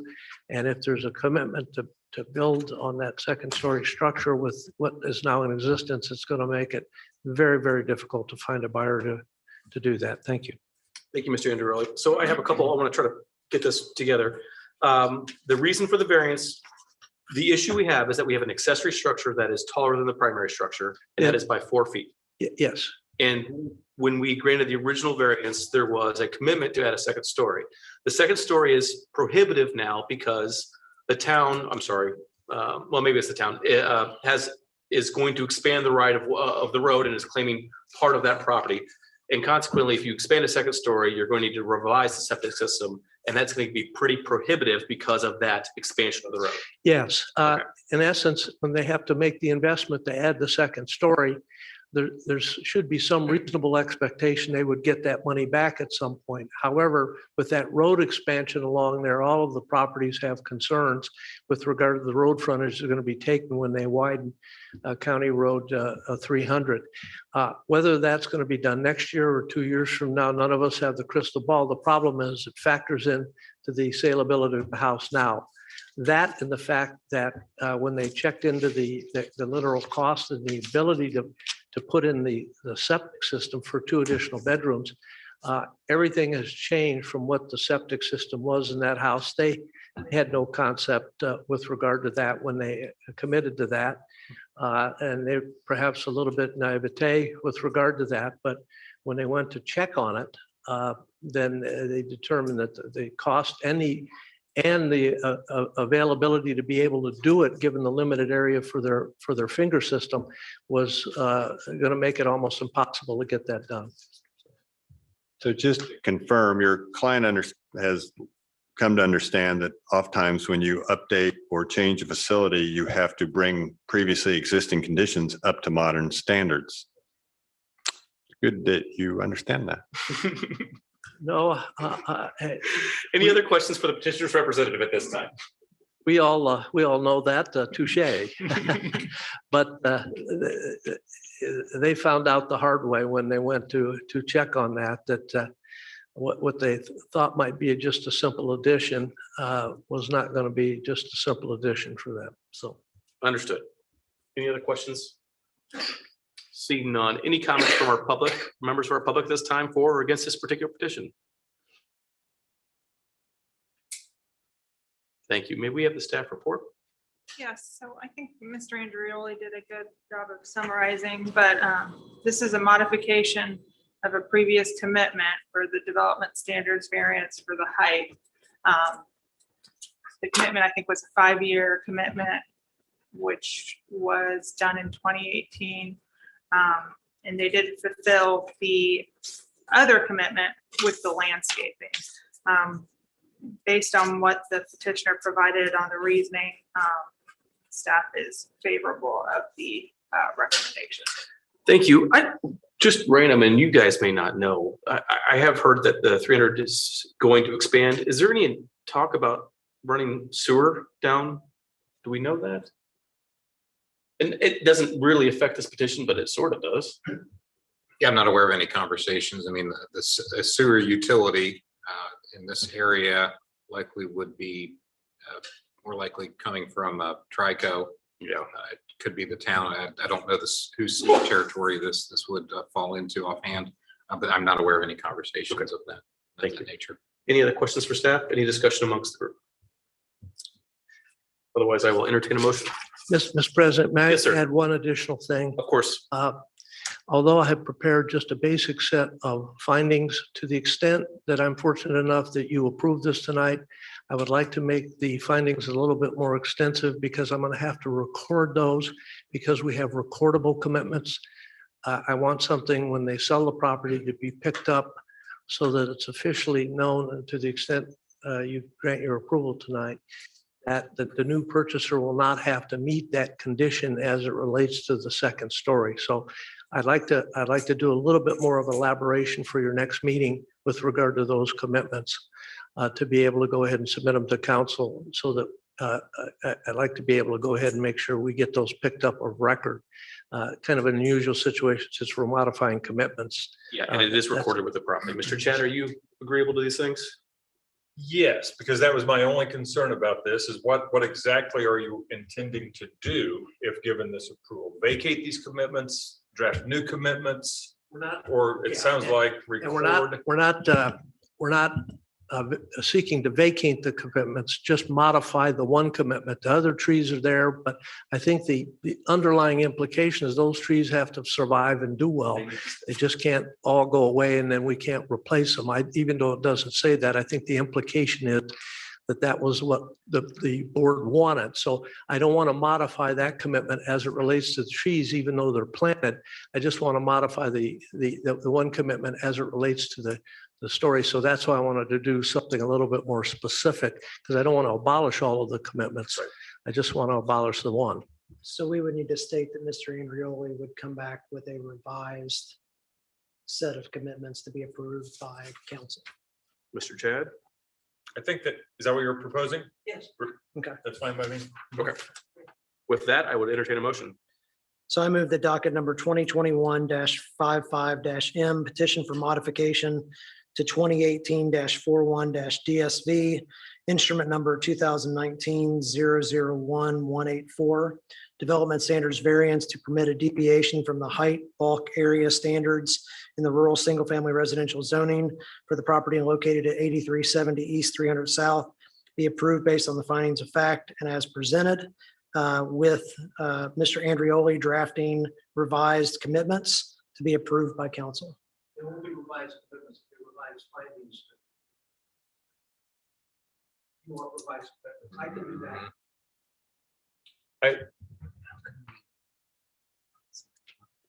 Right, I would be more comfortable with revised commitments. That way the board can go ahead and sign their findings, do what they need to do.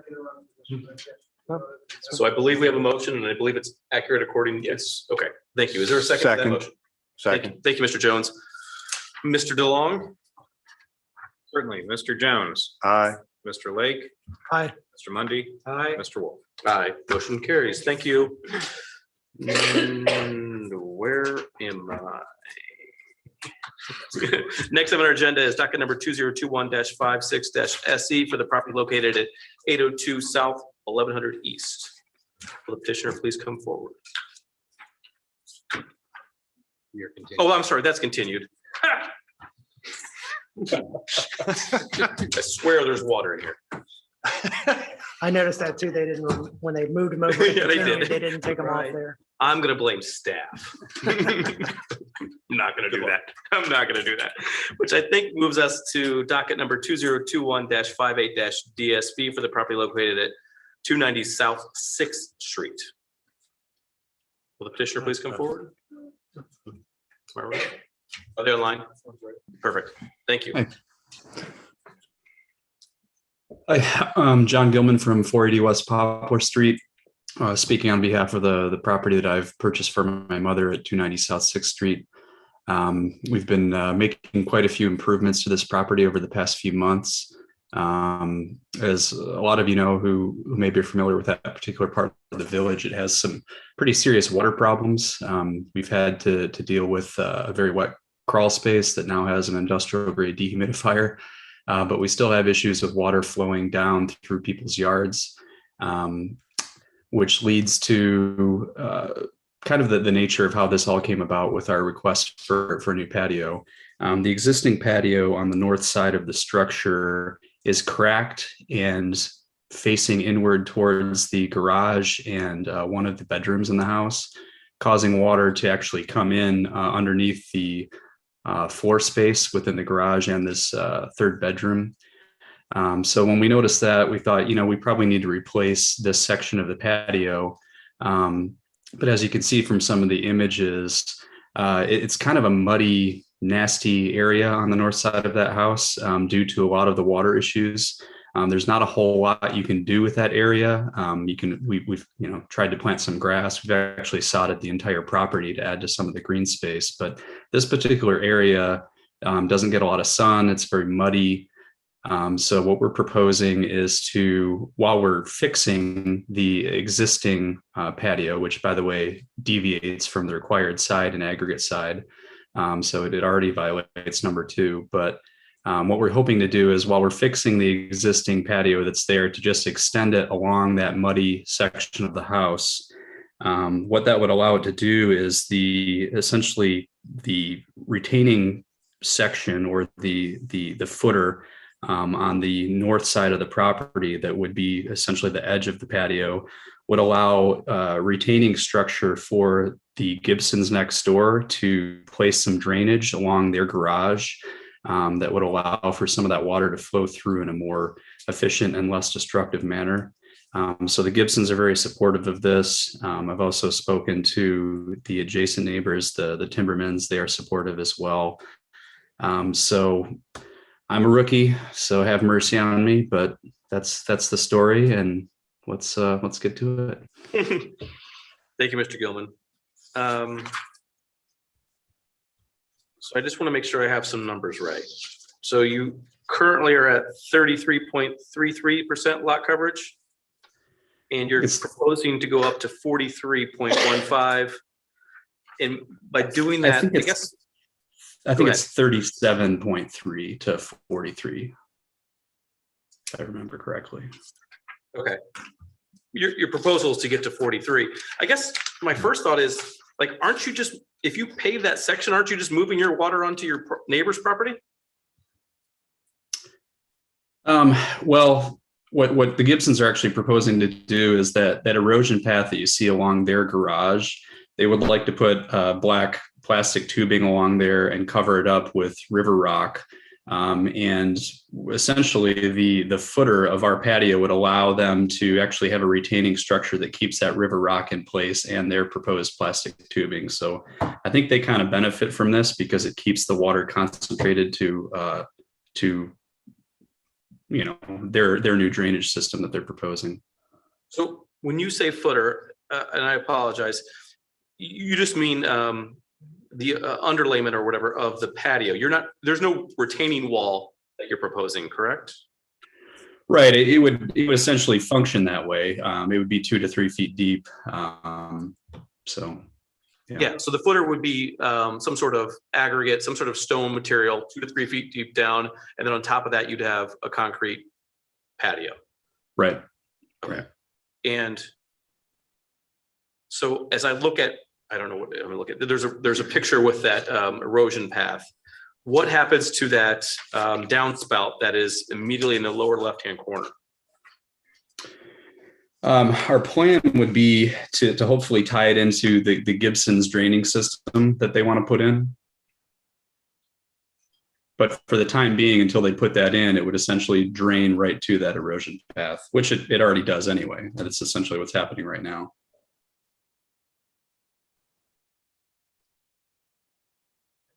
Okay, so this is a little unusual for us in the sense that I think what you're proposing is to move all of your water to your neighbor's house.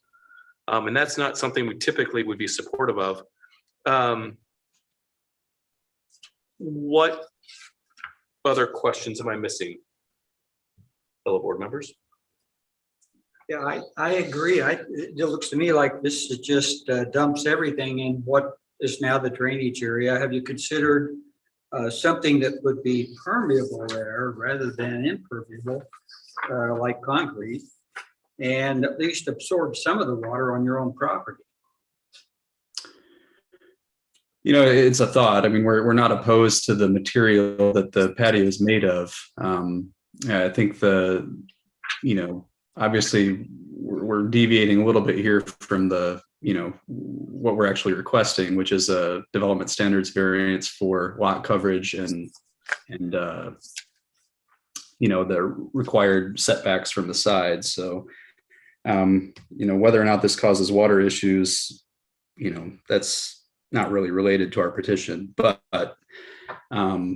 that part of the village is very well known for water issues all over the place. I mean, it's a constant problem. So I know we're working with the Gibsons, and actually the Gibsons are working with the town to figure out a longer term solution, but I don't know if that's really in the scope of what we're trying to do.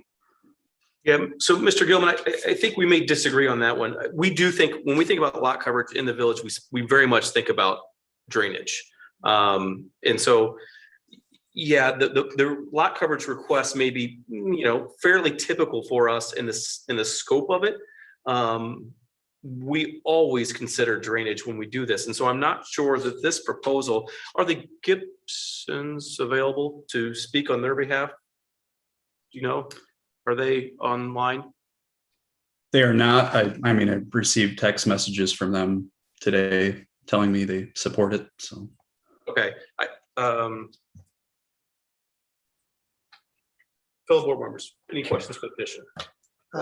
What happens to the water when it enters the street off of yours and off of your neighbor's property? Is there a storm sewer there, or? Yeah, there's a storm. This water to somebody else. Right. And so there's a storm. There's a storm sewer there. Yep. So to answer the question, there's a storm sewer there now. That water drains down that erosion path, basically right into the storm drain. So essentially what the Gibsons would like to do is put in their own piping that will eventually connect to that storm drain. But right now it just kind of runs freely down that path straight into the storm drain. So currently it's all the moisture. It looks like Laurel Avenue is higher than 6th and Hawthorne, correct? Correct. So basically everything's draining from the west to the east and ending up going down between these two properties. I mean, and so hence you end up with your crawl space is the lowest spot in that corner. So you're picking up all the moisture. Yep. We've solved that issue with an industrial grade dehumidifier, but we still, obviously the source is and always will be the problem.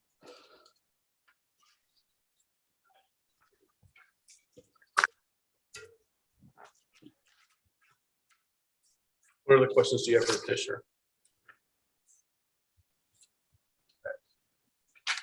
I kind of agree with what you're saying and what Steve, everybody, I think there's a better solution than what's being. Just because the Gibsons agreed to it today doesn't mean the next homeowner is, and you're pushing all your water on that property. And so I'll leave the rest of my comments for our discussion, but I don't have any questions for the petitioner. Yeah, well, I think an additional comment I might want to make here is that this is already happening. Nothing we would be doing would change the existing draining situation. Right now, the water continues to drain into that erosion path and then down to the storm drain. So that is an inaccurate statement, if I can clarify. So you have grass there right now, which allows water to absorb in, and you're going to put concrete, which then takes the water that would normally absorb in and contribute that in addition into the erosion area. So you're actually adding more water into the erosion area. So you are changing what happens today. Perhaps. No, perhaps. you are changing it. Well, let's proceed on. Mr. Gilman, I have an idea. I have a suggestion, but let's get public comment and then we'll go down that path. So With that, no other questions for petitioner. Are there any members of our public who wish to speak on this particular petition?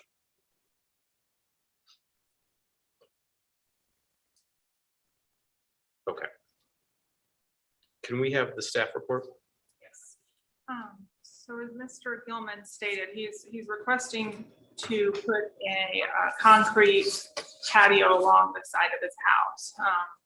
And as you can tell, it's a side, or I'm sorry, it's a corner lot. So It's unusual because it has two fronts. in that term. So it's appropriate and understanding that someone would want a backyard space with a patio. I don't think there's any issue with that. So he's requesting a lot coverage variance for 43.15%. If he was utilizing pervious pavers, the ask wouldn't be as much because it's 35 without 37 with. So it'd be a little bit less of a lot coverage overage the way the ordinance reads. And then the setback, the side setback variances would be the existing garage, I think, is 8 inches from one side, and then the patio on the other side, which is currently there, the smaller patio is, I think, 12 inches, and he's just wanting to extend that out. So staff doesn't have an issue with the patio, it's just the extent of it possibly. So with Understood. that said, staff is not favorable of this request as it is in the petition. Okay. Any questions for staff? Mr. Gilman, I have concerns, and by your own admission, I think you describe yourself as an amateur. We all are. So I have some concerns with this. And I think staff articulated it well. With this particular property has essentially 2 front yards because you're on a corner lot, which makes it unique, which would lend itself towards a variance. And I would also articulate that the amount of your variance may be a little high, maybe not, but it is unusual because of the property and the location of the property. So I don't have any concerns that are too great there. I have a significant concern that will be preventative for you with the current proposal and the water strategy. And so what I would recommend is that we continue this petition and that you formalize your water strategy with, I believe the neighbors were the Gibsons, or improve it significantly. We are very much concerned with lot coverage variances, but where the water goes. Your obligation is to keep the water on your property and to appropriately, handle it. I'm not sure what you've proposed does that. Now, we have seen agreements with neighbors where they work together to handle water, and that may be what you're proposing, but I would want to see that with the Gibsons. I would want to see some sort of letter or document or have them participate in our conversation on what you two are proposing. Otherwise, I would need you to rectify the situation on your property for the water. Fellow board members, have I articulated what the challenge is? Yeah, I mean, I'm not an expert, but I play one on TV scenario. If he currently is having moisture problems in his crawl space, that moisture coming, it appears, from the west, and he is the low spot in the area, and that's just the nature of water. It flows downhill. Go figure. I understand this might be a more difficult ask, but I would prefer to find out if they tried to approach the town about getting some sort of structure actually farther west and on maybe even the adjoining. I mean, the neighbors all work together, dedicate a little small easement, get a little drain somewhere back farther to the west that picks all this water coming into this area and approach it from that. My concern is, and I don't want you to tell you your business, but in granting this, yes, it's going to shove everything to the north, and it may not really help him at all, if not make it even worse. Because effectively what will happen is that patio and all the concrete will, whatever water coming to the west is making it in his crawl space or moisture is still going to come. And now that he's added hard surface, it's the fix isn't to cover more of the lot. The fix is to find out a source or a point, and is there a way to collect this and better get it off the property? Agreed. So, Mr. Gilman, to put a point on this, I would recommend that we continue this petition. We can either go to January or February, whatever timeline you think is appropriate, so that you could bring to us a better plan to deal with the water. If you do not want to do that, we can certainly proceed with a vote tonight. So I guess that the question is to you. Would you like for us to continue this petition to a future date so that you could provide us a better or a more well thought through plan for the water, or would you like for us to proceed tonight?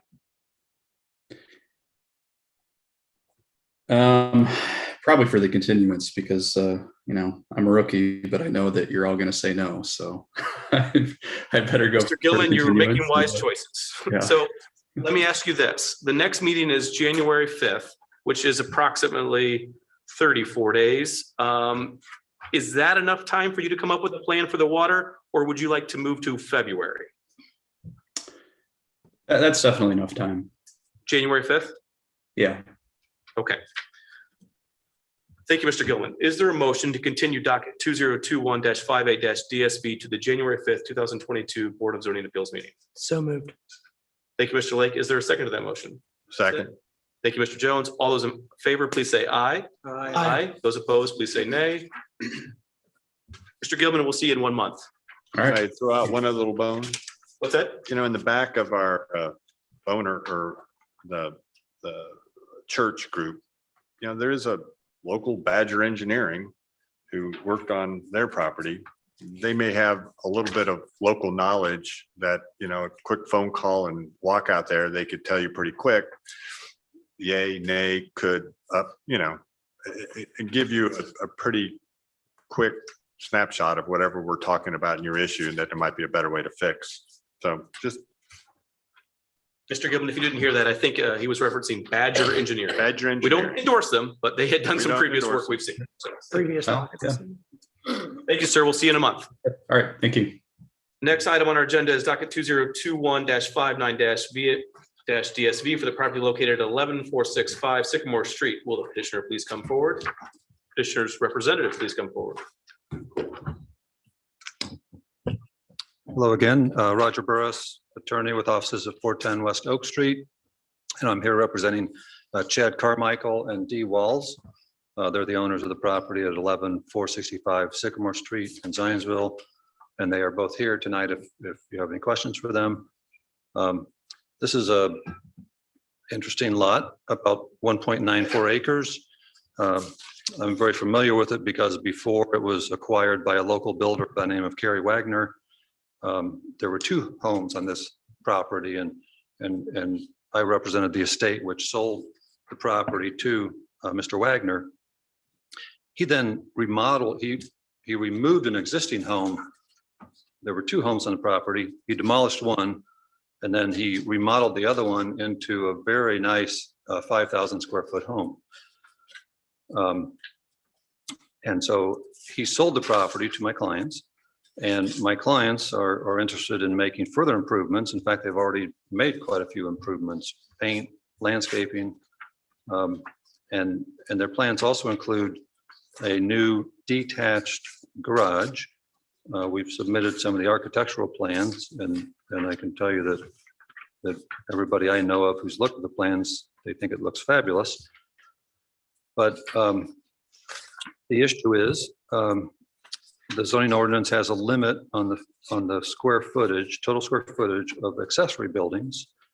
And when you are computing what you need to compute to get to that, in this case, it goes pretty well over that 50%. So I submitted plans. I also submitted an explanation, kind of a narrative explanation of what's going on here and what the numbers are. So hopefully you've had a chance to look at that. I'd like to make a few comments, knowing what sorts of things this board is concerned with. one of which is that my clients have really tried to design a garage that will be, an asset to the property. And if you look at the existing home,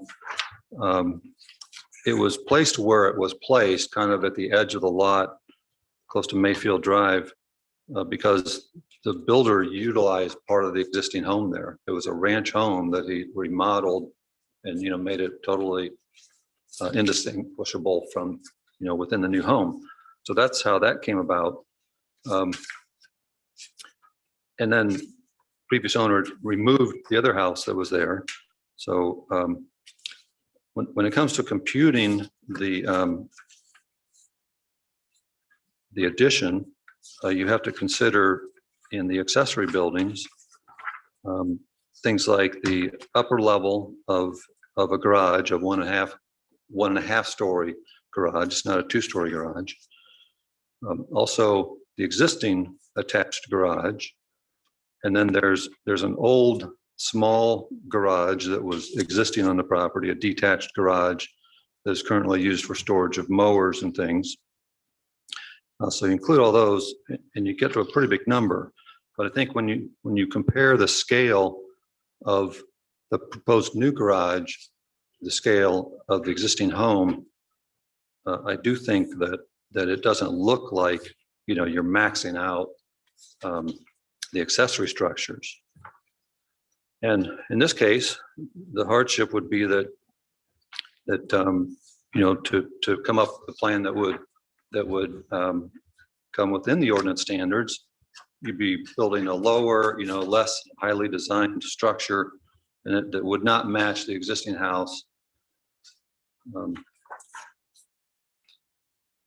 It wouldn't be as attractive. We've also considered, to talk about drainage just for a moment. This is a 1.9 acre lot, a little larger than that, so I don't think drainage is an issue. But my clients did remove a bocce ball court. Imagine that. You had that question tonight, so. Who would have thought? So we've reduced the amount of impervious area that would have counted against us. My clients have also talked to their neighbors, and I submitted letters of support from, I think, 3 of the neighbors, and they happen to be the ones that are closest to this property. Rain Tree subdivision is across the street, so we notified a bunch of people in Rain Tree. But I think this is a really good plan, and I think it's a sort of plan that should be supported because it will be quite an improvement to this area. And I have photos. I submitted some photos of the house. If you have any other questions, I'd be happy to try to answer those. I also submitted findings of fact that I think support the requirements, the findings that you have to make in order to approve this variance. So, and also we did use first-class mail, so if you could. I still have to do that tonight. Appreciate it. May I ask a few questions about the property or the project? Is there going to be bathroom facilities and or kitchen in this? No. Okay. No, and actually that reminds me of something I meant to say is that the existing home does not have a basement. So even though it has quite a bit of space, it doesn't have what the traditional kind of storage space that many homes have. And that's one reason. Another reason, to have some storage built in above the garage, the new garage. So that's what that would be used for. So we don't have an issue with 2 primary structures because we're not going to have separate kitchenette and bathroom. Okay. In addition, does your client intend to rent the space out? No. Okay. Personal use. And the intent of the architecture is to match and complement the home's architecture. Absolutely. And the plans, I think the elevation plans will prove that out. What other questions do we have for the petitioner at this time? Petitioner's representative at this time. So that's what we're looking at here is the bocce ball court that's getting removed, the white rectangle. Shows up wide on the site plan, yes. Okay. That long piece. So there'll be addition of some driveway and that kind of stuff going along with this. And then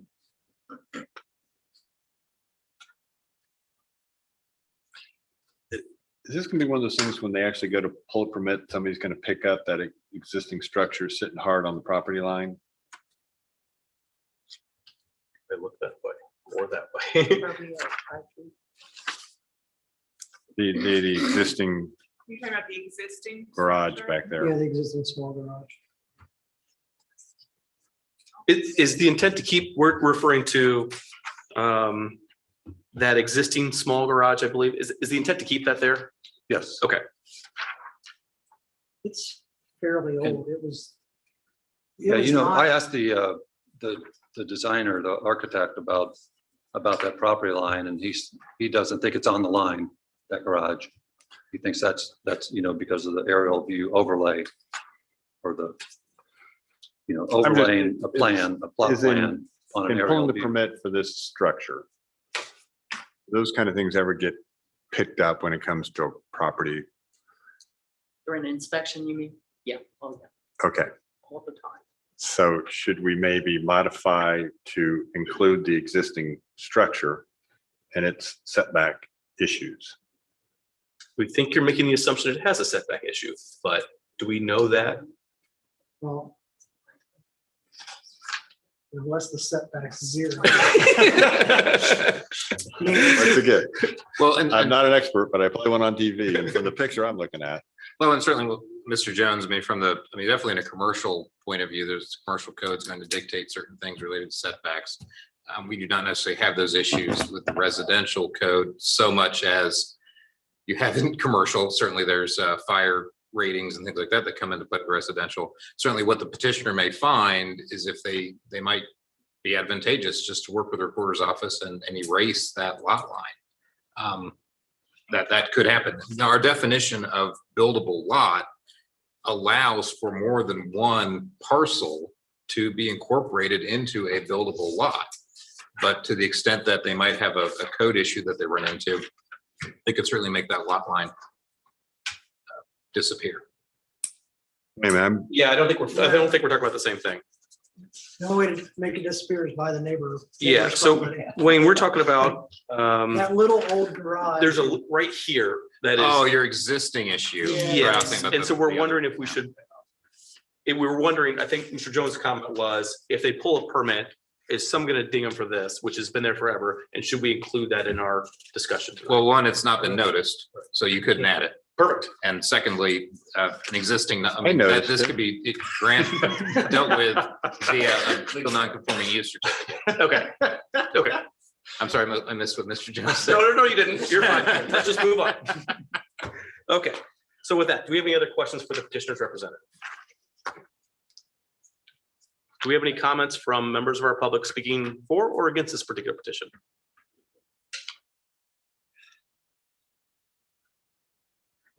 back to what yes.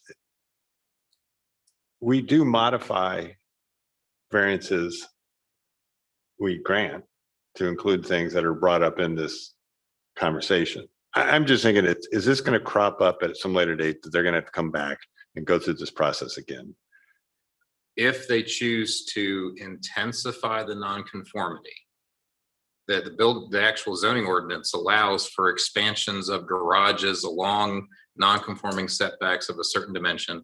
And I think out of clarity, when I said it was not noticed, meaning it was not properly noticed in the form of personal and public notice, not Mr. Jones's notice. I understand that. So I think we're operating under the assumption that if it doesn't meet the setbacks, it's a legal non-conforming issue. And so we're good. Now, if they choose to make that garage bigger, then I think that there's some hurdles. And we would have to go But I through think the we're all on the up and up Okay. right now. Got Okay, it. All right. Never very mind. good. May we have the staff report? Yes, I think you've probably got most of your questions answered. But we originally, I think, got this petition, I'll back up, because they submitted for a building permit and it got kicked back for the accessory, what we're here today for the accessory over the primary more than 50%. And it was also, which has been corrected, was for the side side setback, but they have moved that, they're meeting the side setback for the new structure. Staff is supportive of this request, as it's shown on the site plan for the accessory structure over the primary. If you have any other questions, happy to answer. Steve, I know we had one just like this, just down the road. It was for an RV structure on the north side of Oak Street, closer to Michigan Road. So this looks, and I think what the ask there was that they make an residential architecture and make it look as, I think this is similar in ask to that, in my opinion. Yeah, I think too, that the scale of this being bigger, actually, in my opinion, is better. I feel like you've got that small garage in the back, and if you were going to put another small garage out there, it looks like you've got this collection of sheds on your property. Mini barns. Yeah, mini barns on your property, and I think actually by making it more substantial, it's a better thing for that area visually, to see something that more matches the house in scale. And I do think architecturally they've done a good job with the design of it, and so I think it'll blend in nicely. Thank you, Mr. Lake. You are our professional. Any other comments? Otherwise, I will entertain a motion.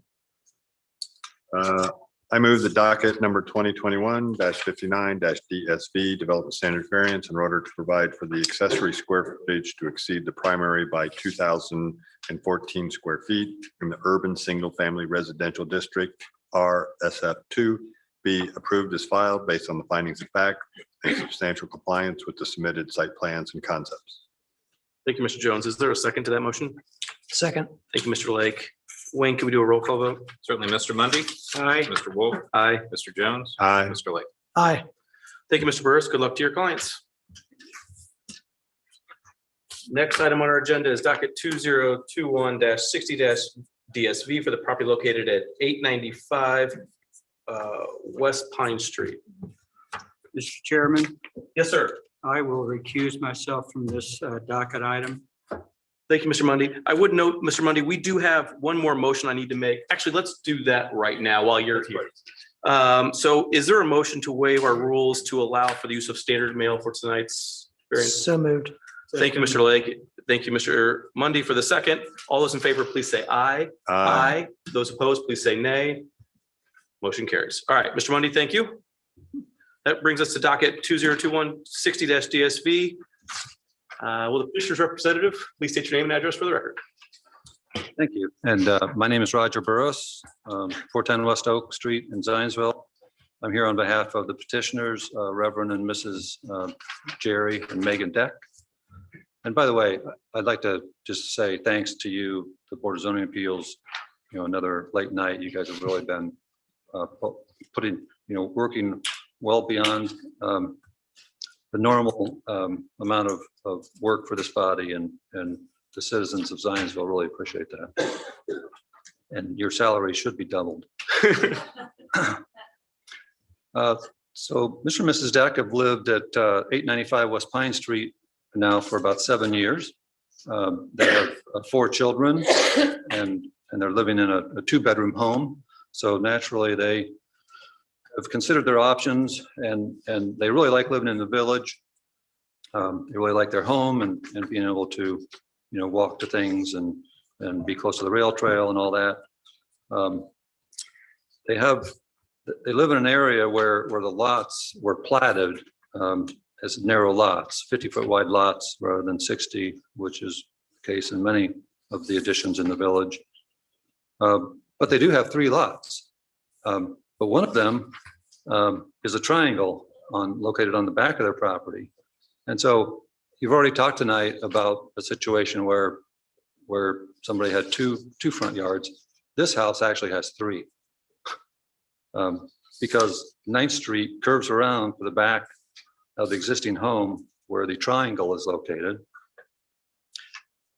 And so while the Decks actually have a larger lot than many of their neighbors, they have 0.18 tenths of an acre instead of 0.14 tenths of an acre. But they also have a lot coverage issue.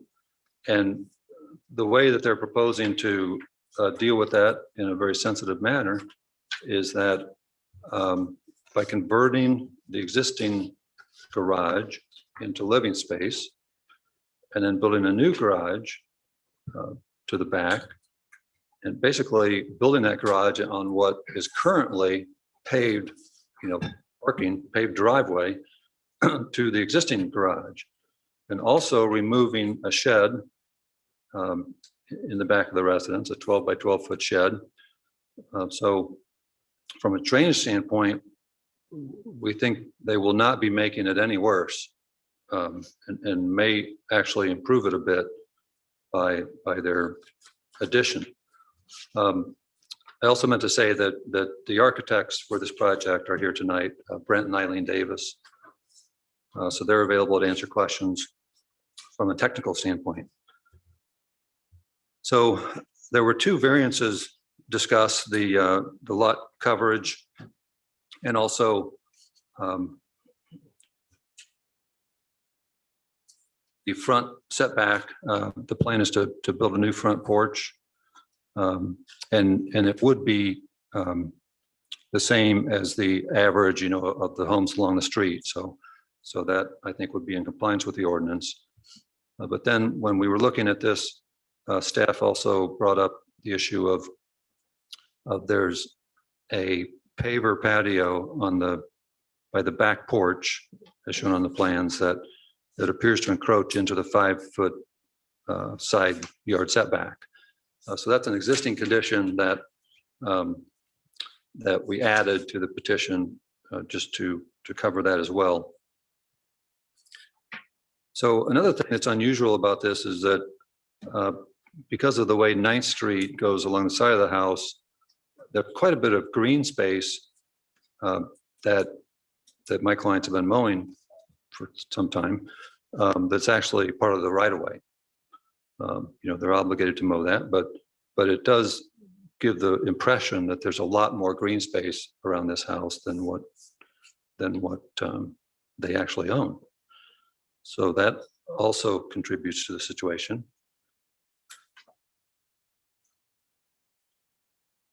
As you know, the design standards variances can also turn on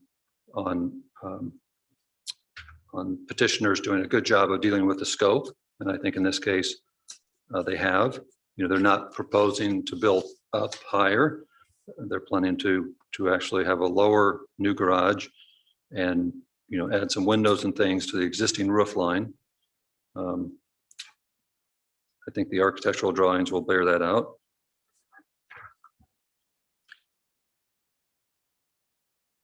So I think they've been very sensitive to their neighbors and have come up with a design that will be very complementary to the existing home. I mean, it's going to be a vast improvement to the existing home. And they've also talked to all their neighbors, and we submitted letters of support from, I think, 6 of the 7 neighbors we notified. And one of them owned 2 houses. So I think there was only 1 neighbor that hasn't indicated their written support for this project. Staff report supports the project. Again, if you have any questions for the architects, they're here and would be glad to address those, as would Mr. and Mrs. Deck. I think that's it, but if I've missed anything, I'm sure you'll think of it. We'll find it. Thank you. Thank you, Ms. Burke. What questions do we have for the petitioner's representative?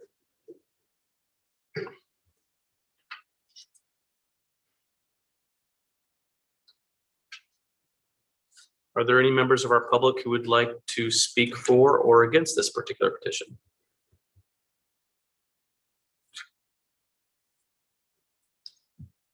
If not, maybe we have the staff report. So Mr. Burr stated there's a few variance requests submitted with this petition.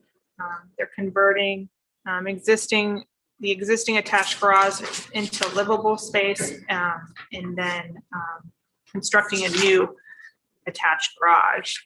With this addition and also the front porch addition, the lot coverage would go up to 43.26%. And along 9th Street, the setback is 20 feet. And the petitioner is requesting with the addition to go up to 9 feet, 8 inches, which doesn't encroach any further than the existing house does currently. And then there is a back porch or back patio that's under the 5-foot setback that we're memorializing. With the uniqueness of the property, like Mr. Burr said, and the large amount of road frontage, staff was in favor of the request as it's presented. So Thank you. Happy to answer any questions. Thank you very much. Any questions for staff? I mean, I think staff articulated it as well as the petition representative. It is a weird property. I've got a kind of maybe a staff or just a general question. As I'm looking at the exhibit 2, the aerial, it appears that the right of way north of Pine Street is narrower for 9th Street than it is south. Is that correct? Is this portion of town south of Pine Street something kind of new to Zionsville? Like, maybe only 80 years old versus 150? I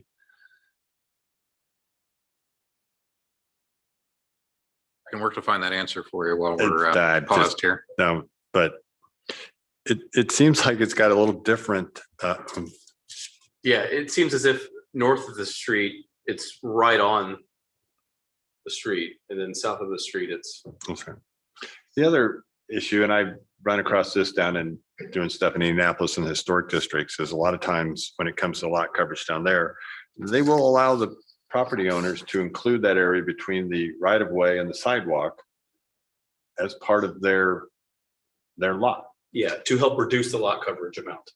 Or to justify the lot coverage amount. Yeah. Usually anymore, they've got the same issues down there. People trying to build as much house as they can. But for us to consider that land as part of, take that into consideration. We can't consider it part of it, but to take it in consideration as part of this review is not untrodden territory. Unique property. Mm-hmm. You could have done the same thing on the church property. It had a 10 by 40 foot. Yeah, but that was between, I thought that was an adjoining. Yeah, I mean, thought that was between we see this often, and it's not factored in, but it very well could be, at least from a density I standpoint. thought the church was the adjoining, I know what you're saying, but. One thing I'm noticing is that I think is a positive as well. It's increasing the lot coverage, the way we calculate lot coverage. When you look at the hard surface, because it does have a driveway today. Yep. And they're taking the storage shed down. They're really not adding to the impervious surface. Agreed. They're adding to the way we calculate it, but not really adding to it in any substantial way. Then with the front addition, yes, but at least the stuff in the back is pretty much.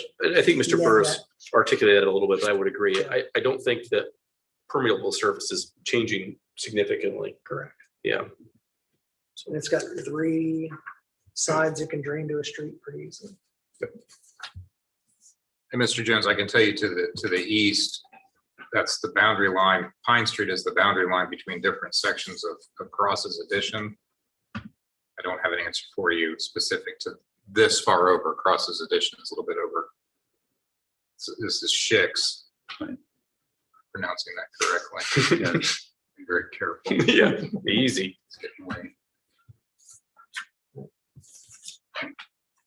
And to the north is Dye's addition. So you do have two subdivision plats, which we oftentimes see little offsets from time to time. Offsets and right of ways and that stuff. Okay. Any other discussion amongst the group? Otherwise, I would entertain a motion. Oh, I should note that if we are not unanimous, this will automatically continue because we would not have. With that, I will entertain. And I think if you look at them, there's kind of 3 separate ones there. Yeah. So. I move that docket number 2021-60 DSV Development Standards Variance in order to provide for an increase of lot coverage up to 43.26%. The construction of an attached garage, deck, and covered porch in the Urban Residential Village Zoning District, RV, be approved as filed based on the findings of fact and substantial compliance with the submitted site plans and concepts. Thank you. Is there a second? Second. Thank you, Mr. Jones. May we have a roll call vote, please? Certainly, Mr. Wolf, Aye. Mr. Jones, Aye. Mr. Lake. Aye. Thank you. I move that docket number 2021-60 DSV Development Standards Variance in order to provide for additions and to memorialize existing legal nonconformities to a single-family home which deviates from the required front yard setback to 9 feet 8 inches along 9th Street in the Urban Residential Village Zoning District, RV, be approved as filed based upon the findings of fact and substantial compliance with the submitted site plans and concepts. Thank you, Mr. Lake. Is there a second? Second. Thank you, Mr. Jones. Mr. DeLong? Mr. Jones, Aye. Mr. Lake, Aye. Mr. Wolf. Aye.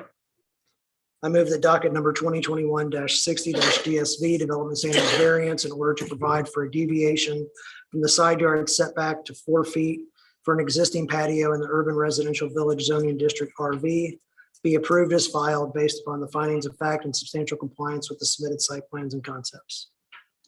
Thank you, Mr. Lake, for providing all those motions. Is there a second to the? Second. Thank you, Mr. Jones. Mr. DeLong? Mr. Lake, Aye. Mr. Wolf, Aye. Mr. Jones. Aye. Motion passes. Thank you very much. Good luck with your project. Thank you. With that, are there any other items to be considered? Then this meeting is adjourned before 11 o'clock.